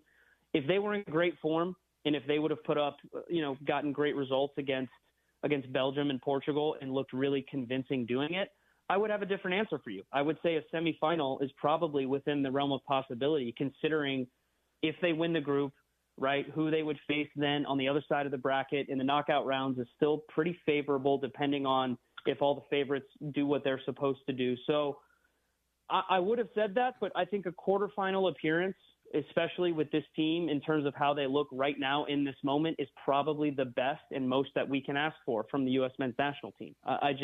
There's always a chance in this game, as you know, for a team to just hit form at the right time. And all it needs, if Balogun and Pulisic are in excellent form, it just takes really 2 or 3 players on the attacking side of the ball to know that you can win tight games. And so I just want to see a U.S. men's national team that is competitive in every single game now, leading into the World Cup and then going into the World Cup.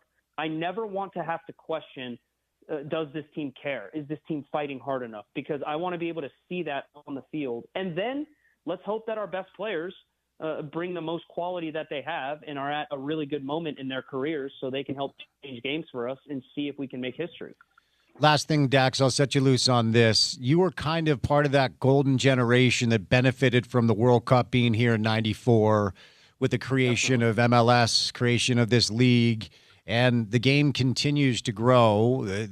For the first time, Sportico did a poll across the country asking Americans, what is your favorite sport? And for the first time, soccer is in the top 3. It's football, basketball, soccer. Then it's baseball, hockey. So we do see inroads and growth with this sport, which is why I cover it on the show, despite people throwing rocks at the window every time I talk soccer. Ultimately, what's the hope about the bump in the right direction this World Cup cycle could provide this sport in this country? Yeah, I think that a rising tide, it lifts all boats. And so I hope the World Cup continues to do exactly what the '94 World Cup did for Major League Soccer and for soccer all over this country. I hope it gives it a boost everywhere. I love Major League Soccer. I cover Major League Soccer. I'm very grateful to Apple for giving me that opportunity and MLS for giving me that opportunity. But I love to see the entire ecosystem thrive. I know the USL players right now are in a massive fight with the USL Players Association against USL front office trying to get a fair deal and a fair collective bargaining agreement.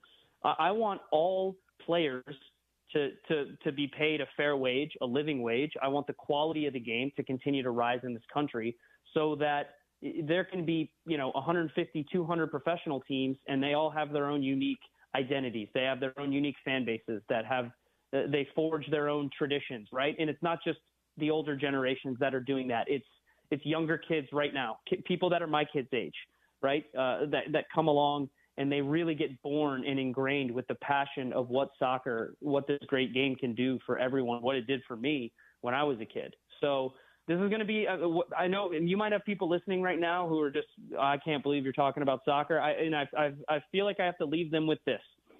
This 2026 World Cup, whether you like it or not, will be the biggest sporting event in the history of the world. Yep. Not just in the history of soccer, but in the history of the world in terms of viewership, in terms of attendance in stadiums, in terms of total attendance throughout the whole tournament. You're going to see numbers that probably won't be equaled in a very, very long time or surpassed. And so I hope that our country is ready for it. I hope that people are ready to support their nations. And we're going to see a lot of happy tears and a lot of sad tears when the summer rolls around, but I can't wait. Well said, Dax. Appreciate the time, man. It's been a pleasure. You stay safe and be well. Love to do it again soon, okay? Yes, anytime. Thank you for having me. All right, Dax Cheers. McCarty, former MLS midfielder. He is 3rd in games all time in this league. Porter, do you know who the top 2 players are? Kyle Beckerman and Nick Raimondo. You're such a soccer snob now. Look at you. I know. Yeah. Beckerman, Raimondo, and Dax McCarty was a hell of a player. Now he's with our friends at Apple Television. The Morgan Scalley era is here. Spring football begins for Utah. Head to ESPN700sports.com for the latest coverage and sound from Ute spring ball. Coverage is brought to you by Big Willie's, Game Day Men's Health, Burger Fusion, and Valley Plumbing, Heating and Cooling. All right, we'll catch a break. Our friends from Handy and Handy stop by for some sports court. Then we'll get to the 5 o'clock hour of the show. And as we do every day, we'll say goodnight at 6 right here on ESPN 700.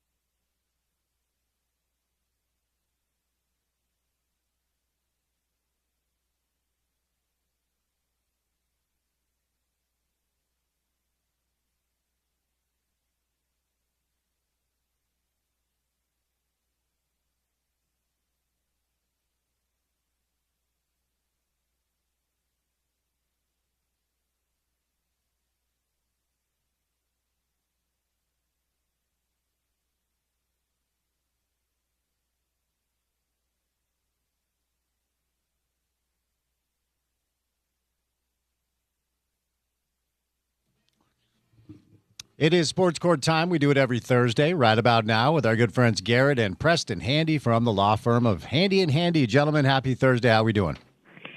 Hey, Spence, how you doing? All good here. All good here. I know it's not on the rundown technically, but it is of local interest. As we learned yesterday, Puka Nacua has entered a rehabilitation facility in Malibu, I believe. Of course, a number of different incidents off the field, unfortunately, for this young man, and hoping he finds the answers he's looking for, because he's a hell of a player. So just kind of your thoughts on this and update, then we'll get into the bulk of the rundown. Garrett's on it. Go ahead, Garrett. Well, yeah, no, I think you nailed it right there. I mean, it's interesting that his lawyer came out with, I thought, a pretty a good statement that I thought was, felt pretty transparent to talk about this, although, I think the issue that people are looking at is he's saying, hey, the fact that Puka's checking into this rehab facility really has nothing to do with this civil case that was filed that we talked about a week or two ago, the biting anti-Semitism case that's been, we've talked about a lot. So he says he's got nothing to do with it. He's already planning on doing that. And so, the civil case is going to go on. But it sounds like he's dealing with some things. And so, yeah, wish him, in that regard, totally wish him luck.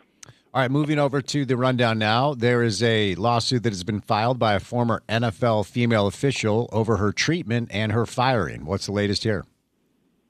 Yeah, this is an interesting lawsuit. Robin DiLorenzo, who is one of the first female NFL referees, reached the highest level of her profession. She climbed the ranks through high school and college, and it was a really proud thing for her to reach this. She was let go as a ref by the NFL at the end of last year after the 2025 season, which they claimed was documented underperformance, performance-based issues. Well, now she's suing the NFL, claiming gender discrimination. She cites a number of instances where she felt humiliated and hostility because of her gender. A few of the specifics. It's always interesting when a lawsuit sets forth specifics because they want to fall back on these, but she talks about that she was sent a man-sized uniform. She was told to wear her ponytail out of her cap, so it made sure everyone knew that they had a female ref. She was recorded singing in a kind of humiliating performance. They recorded it. She was harassed. She said she was subject to profanity-laced discrimination comments. She was forced to train with lower-level referees in the college level and high school levels, and no other male referee had been forced to do that. Her lawsuit said, hey, NFL, instead of supporting one of the only women on its officiating staff, the NFL exposed her to unchecked harassment, denied her the resources they give men, manipulated her training and grading opportunities, and ultimately ended in her career. So she sued the NFL. Seeking damages, and her damages would probably fall into the category of, hey, I had an earning opportunity and I can quantify this, and now I'm not earning it. If she's employed, we don't know, but there will be other claims she has for different kind of damages. A couple of things, maybe Garrett picked up on it, but one thing, I didn't say that she's claiming wrongful termination in any way. That'll become up her performance. So the NFL has come out with a strong statement saying that they will vigorously defend this. The other thing, because it involves gender discrimination, it's involves federal civil rights laws, and I'm guessing it's a civil rights case, right, Garrett? Yeah, I would think so, and the NFL has come out and said that she was let go for underperformance, and so that just brought up the question for me: is how does the NFL do a performance evaluation with a ref? I mean, what does underperformance really mean? I mean, does that mean she didn't make the right calls or doesn't do the right hand signals or that she showed up late for work? I'm not really sure, but I think that's going to be a really key part to the case is what was the underperformance? What have they documented? All right, moving over to a story involving Peter Ueberroth, maybe best known as the Major League Baseball commissioner, but he is a titan in a lot of different industries. His daughter is informing a court that the trustee has, the arbiter, the trustee misused millions of dollars. What's going on here? Yeah, that's exactly right. And in addition to being the major league commissioner, he was also ran the '84 Olympics in LA. So yeah, a big name, like you mentioned, Spence.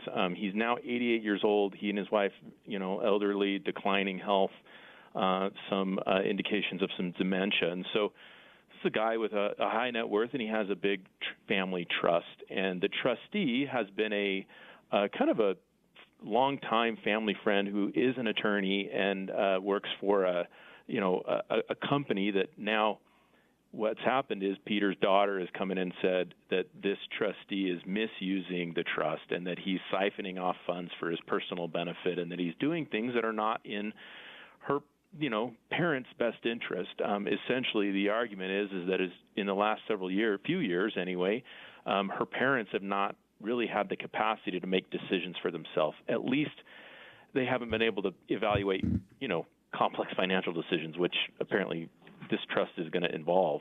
And so she wants to have this trustee removed and some penalties levied. I mean, I think it's, there's a little bit of a takeaway here about, planning and issues surrounding the elderly. And this is an area ripe for abuse, unfortunately. So hopefully they get it sorted out. Preston, over to you, bud. Yeah, I'm always interested when lawsuits like this come out. And no doubt it has been probably under suspicion for probably years of stuff going on. And when someone asks to see something, that reveals that there's something going on, and that ultimately results in a lawsuit. One of them says he had signed power of attorney, which is not unusual for the attorney to have that, but he was using it in ways with companies and all of that. But, it'll be interesting to see how this thing wraps out. It says that Uberoth and his wife are not in good shape, and that's why they've got someone managing their affairs, but it needs to be someone that's meeting their fiduciary duties. Moving over to another story involving families fighting over money. Alex Baum is suing his parents for mismanaging his finances. What's happening here?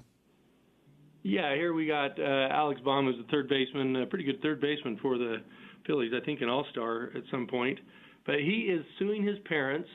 It says he alleges his parents used a series of limited liability companies to funnel money out of his personal accounts, which they then converted to their own use.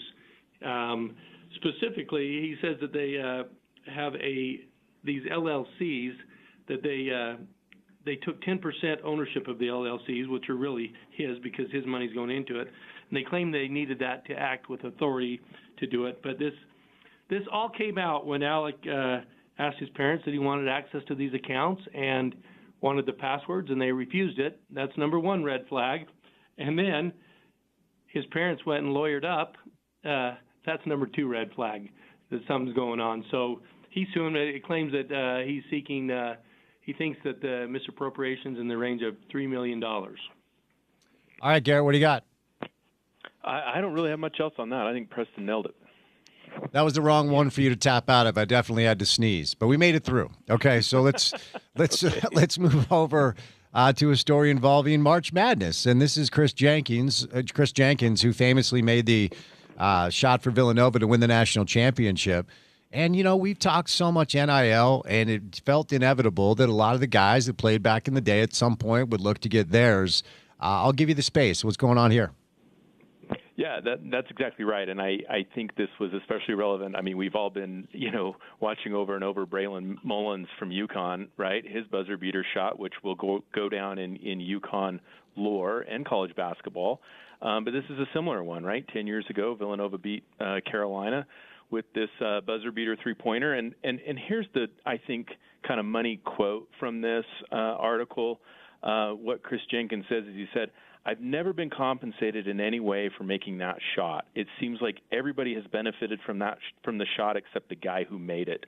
And so there's a lot of evidence that, with something like this, it upped the profile of Villanova, brought in money from donors, right? They built a new practice facility and all of these things. And so here he is, a pre-house settlement, pre-NIL college athlete. And so he did file a lawsuit looking for some of that compensation for what he achieved during college, and his case was dismissed.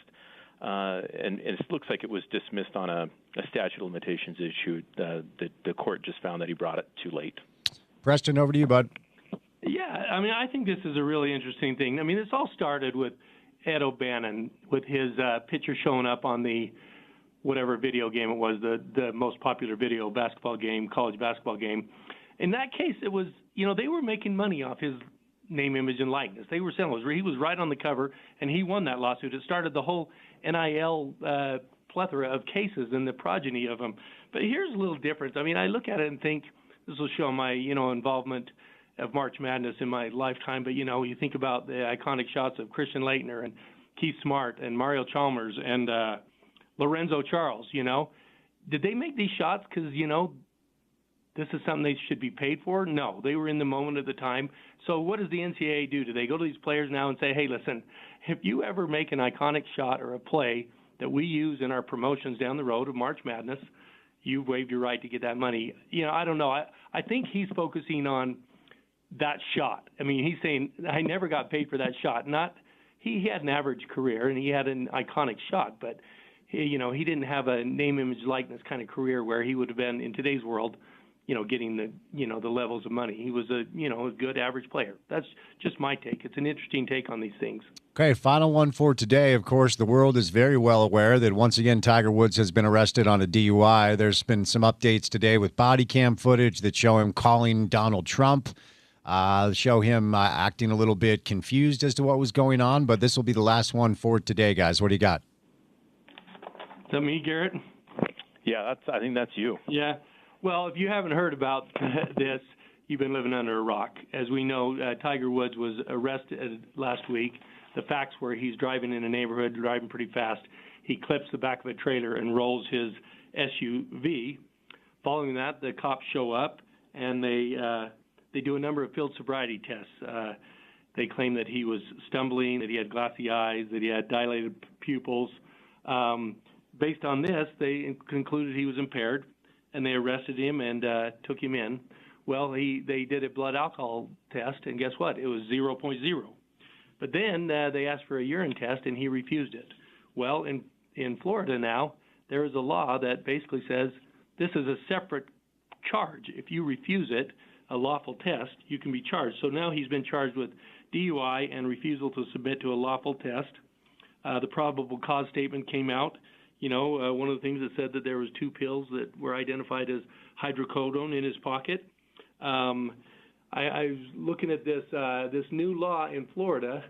Interesting here. It says, under the revised law, drivers who refuse a breath or urine test face a second-degree misdemeanor charge, an automatic 1-year driver's license suspension, which is probably going to be a good thing, and up to 60 days in jail. Well, now Tiger has there's been an arraignment. He didn't show up in court, but his lawyer appeared, and he has pled not guilty to the charges and requested a jury. And as part of this, the judge agreed that he could enter rehab. And I was thinking, well, are he and Puka going to be roommates? I don't think so, because Tiger's going out of the country, is what's been reported. So all in all, we'll see what happens. I mean, the charges, whether there'll be jail time or not, I think that's why they're right now going to push this out and start looking at the evidence and probably enter a plea deal, just so he doesn't have to undercome any more public scrutiny, and hopefully he gets better because he's been one of the most influential athletes in history of sports. All right, Garrett, you got the final word here. Well, just I cannot imagine the bright, white, hot spotlight that he has been under since really he was a little kid. It's pretty incredible. So I understand, his lawyers wanting to get permission to have him, leave the country. I mean, he is just under an incredible microscope. So I think that made sense to me. All right, gentlemen, appreciate the time today. Before I set you loose, for any of our listeners who have legal questions, how can they get a hold of you? Over at Handy and Handy. Yeah, Spence, we'd love to hear from any of the listeners out there and help you with your legal problems, especially if it's a personal injury case. Give us a call at 801-264-6677 or jump on our website at handylawutah.com. You can learn all about us there and submit your questions. Thanks so much, guys. Have a fantastic week and weekend ahead. And, of course, as always, go Utes. Thank you. Go Utes. Go Utes. All right, Garrett and Preston Handy from the law firm of Handy and Handy. HandyLawUtah.com is where you find them. All right, time now for a You Went to Golf PGA Tour update. The world of the PGA Tour is at the Valero Texas Open in preparation for the Masters next week at Augusta. It's the San Antonio Oaks course in San Antonio, Texas, and Utah's own Tony Finau is tied atop the leaderboard at 6 under par with Davis Thompson. Stephen Fisk is 6 under through 10. There's still some golfers out on the course. Sam Ryder, Will Zalatoris, Tommy Fleetwood, and Maverick McNeely at 5 under par. And then there's like 30 golfers at 4 under par. Of course, it is still very early at the Valero Texas Open. Head on over to You Went to Golf. Go to youwentogolf.com for custom fittings, latest deals on Callaway, Titleist, Ping, TaylorMade, and more.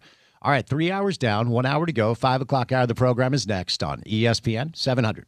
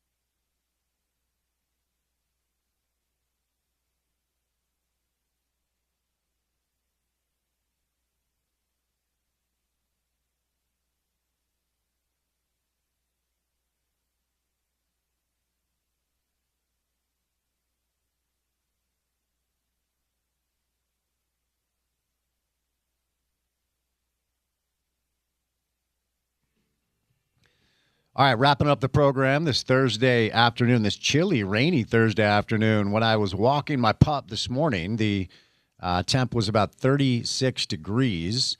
Going to have a chilly Friday, and then conditions will improve a little bit on Saturday through Sunday. Back to some 70-degree weather to start the week, and then the rain will be back next week because it is spring in Utah. Yeah, right now it's 39 degrees. So hopefully I'll be able to get out and swing a golf club this weekend. But that's not the most important thing, Porter. We need the rain. Okay? Moisture. Get your priorities in order, please. As we open the show with, that's the That's the main goal here, Spence. Yes, Stick indeed. to the point. Yes, indeed. So some NBA basketball tonight. In fact, Lakers Thunder, you're going to hear that when we say goodnight. That's a good game. T-Wolves Pistons going on right now. We got Cavs Warriors, and we have Spurs Clippers. We have actually serious basketball going on. Down the stretch we come with the Spurs and the Thunder appearing to have separated themselves in the Western Conference. Smitty said he's not going to dismiss a team that has a 41 or an 81-year-old LeBron James. The Lakers are 15-2 in their last 17. That's the second best in the league. Yeah, I mean, you always kind of give certain teams and certain players the benefit of the doubt. How long that lasts with LeBron individually, of course, that will come into question. Father Time is undefeated, although he's putting up a hell of a fight. But this team also has Luka Doncic. It also has Austin Reeves, right? There's a fit where Marcus Smart just kind of seamlessly plays into what they need. I think the 5 position and what really happens with that spot is probably going to tell what their ceiling is. But I'm with Smitty, man. I think that when you get into a 7-game series, there's a lot of value in having the basketball IQ of a few of those guys, including LeBron and Luka. Yeah, for sure. So NBA basketball starting to get exciting. I will admit it was fun to be at the arena last night to see the Jazz Nuggets. Denver won the game. Our little buddy Trey Fitzgerald was in attendance. I got to send you. Oh, you know what? I can't believe I have not sent you this picture yet. So last night, Trey hanging out in the arena with his lovely girlfriend, Ann. I have no idea what she sees in him. And our old buddy, JP, John Paul, was able to capture just a priceless photo. I'm trying to airdrop it to you. Do you have to accept it? I don't know. Like, does this go into a cloud and come back down to you? Is that how that works? Something like that. All right. You're not accepting my airdrop. I'm not getting it.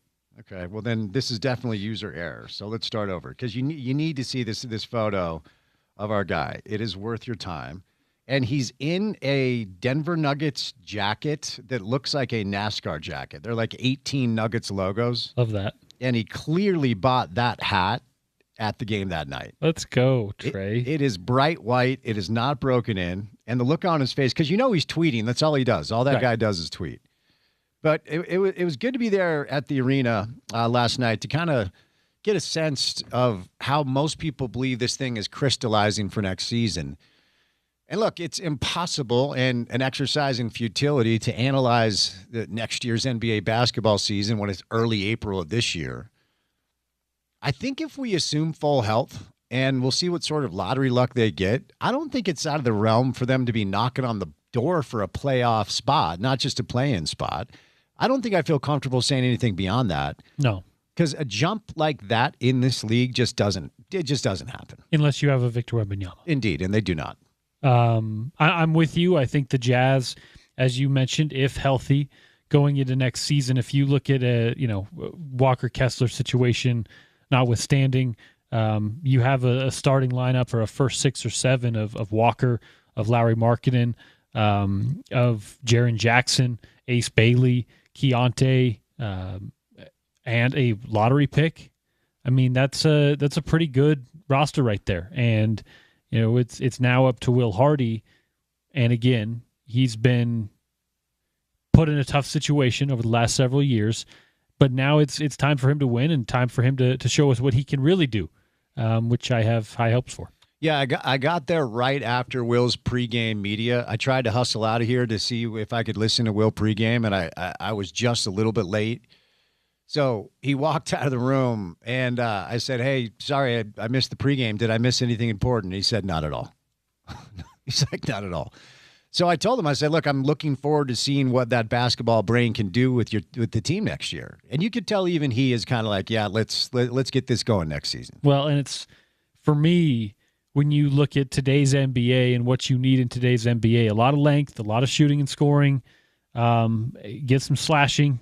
Like, it's a roster that I think has a prospect, as you mentioned, to be really good. Now, does that mean you're contending? No, not immediately. But yeah, not out of the realm of possibility to be vying for a postseason spot by this time next year. Referenced this earlier. They love Ace. They love Ace. Of And course. that's why I asked you the question and started, because one of the guys down there said, I would not trade Ace Bailey for the number 1 pick this year. It caught me a little off guard. And look, if you think about it, based off of what they're seeing behind closed doors, Right. ideally you want to add both, and we're hoping that they could add a potential, top 2 or 3 pick. But what they see behind closed doors with this kid, because when you see him up close, he looks like a 7-footer and moves really well. He's exactly what you want. But that comment caught me off guard. We would not trade Ace for the number 1 pick this year. I mean, that's high praise. Like you said, they're seeing a little bit more than we're seeing behind closed doors. But, man, even if you're just watching on K-Jazz, that's a lot to like in the last few months. I would say the last month and a half particularly. So TMZ, that shining North Star for us all, they have footage of Tiger calling Trump right after he got arrested. I mean, hey, if you got a certain card to play. What do you think that conversation was like, though? Like, hey, buddy. Hey, Don, it's Tiger. My SUV's on its side. Again. I have a couple Vicodin in me. Can you go ahead? Hydrocodone. Oh, is that what it was? Just to be okay. Safe. Can you go ahead and make a call down to the police office down here? And you know what? Trump probably entertained it, even though there's like 70 things that the president needs to be doing right now. No, that's where the bread is buttered. Well, and when the phone rang and it was Tiger, he could have been in the war room. Oh, he would have answered. Directing the next move. He'd be like, hey, hold on. Stepped out to answer the call from Tiger. Yeah. I'm hoping we get some audio of that at some point. Tiger calling Trump to try to get out of a DUI when our country right now has a few things going on. I'll leave Just that there. a few. Just a few. Yeah, I'll hope to see a little bit more on that. The Tiger stuff, as we mentioned, a bummer on one side, but also tremendous content if you're looking for it that way. I'm tired. Thursday's soccer. That's a lot of soccer talk. I for was you on going to say Thursday. that's the most soccer talk. You got an hour hoops in there. No, and a little more. I enjoyed it with Smitty. But tonight at 10:35 on KMYU, Talkin' Real, episode 7, myself and Brian Dunseth, a lot of World Cup in there, a lot of U.S. men's national team in there. Since RSL was on a break last week, we did a little national stuff. RSL back in action coming up on Saturday. Am I soft for declining an RSL game invite because it's 52 degrees and cold? Yeah. That's too cold to sit outside and watch a soccer game. You don't have your suite anymore? You know what? Why do we always go there? Was that a sore subject? I sit outside at RSL games. Okay. I mean, if there's a spot up top, I inquire and maybe we'll go up there, but wouldn't you? No, yeah, but I like the standing room. That's where my people are at. No, you don't. There's a standing room section, and they get rowdy. Okay, then I'm going to get you 2 standing room tickets to the RSL game on Saturday. Will you go? Maybe. You won't. It is a certain Saturday. Final Four? Yeah. Oh, I thought there was some religious thing going on. Well, that too. What? Oh, is it? It's Easter this Sunday. Of course. Yeah, I'm celebrating my Lord and Savior. I have a tea time at 12:30. By the way, how about Dunny asking Roxy Bernstein his favorite, Sean. Did you hear this story? Sean O'Connell. Yes, actually I did. So Sean O'Connell asked Roxy Bernstein what his favorite Christmas traditions are. His last name is Bernstein. It's Right. not all that hard.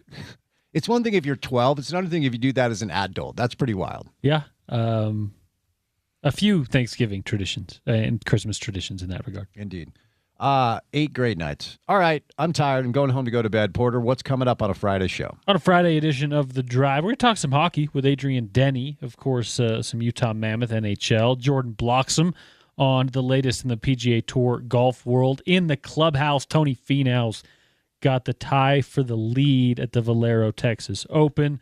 Howard Beck talking some hoops and working on some more hoops. I think maybe Thurl Bailey will stop by the program as well. Of course, talking Final Four, Jazz, NBA, whatever comes about. And the NIT semifinal between Tulsa and New Mexico? Of course. That will not come up. All right, special thank you today to Brian Dunseth as well as Richard Smith, Dax McCarty, and our friends from Sports Court.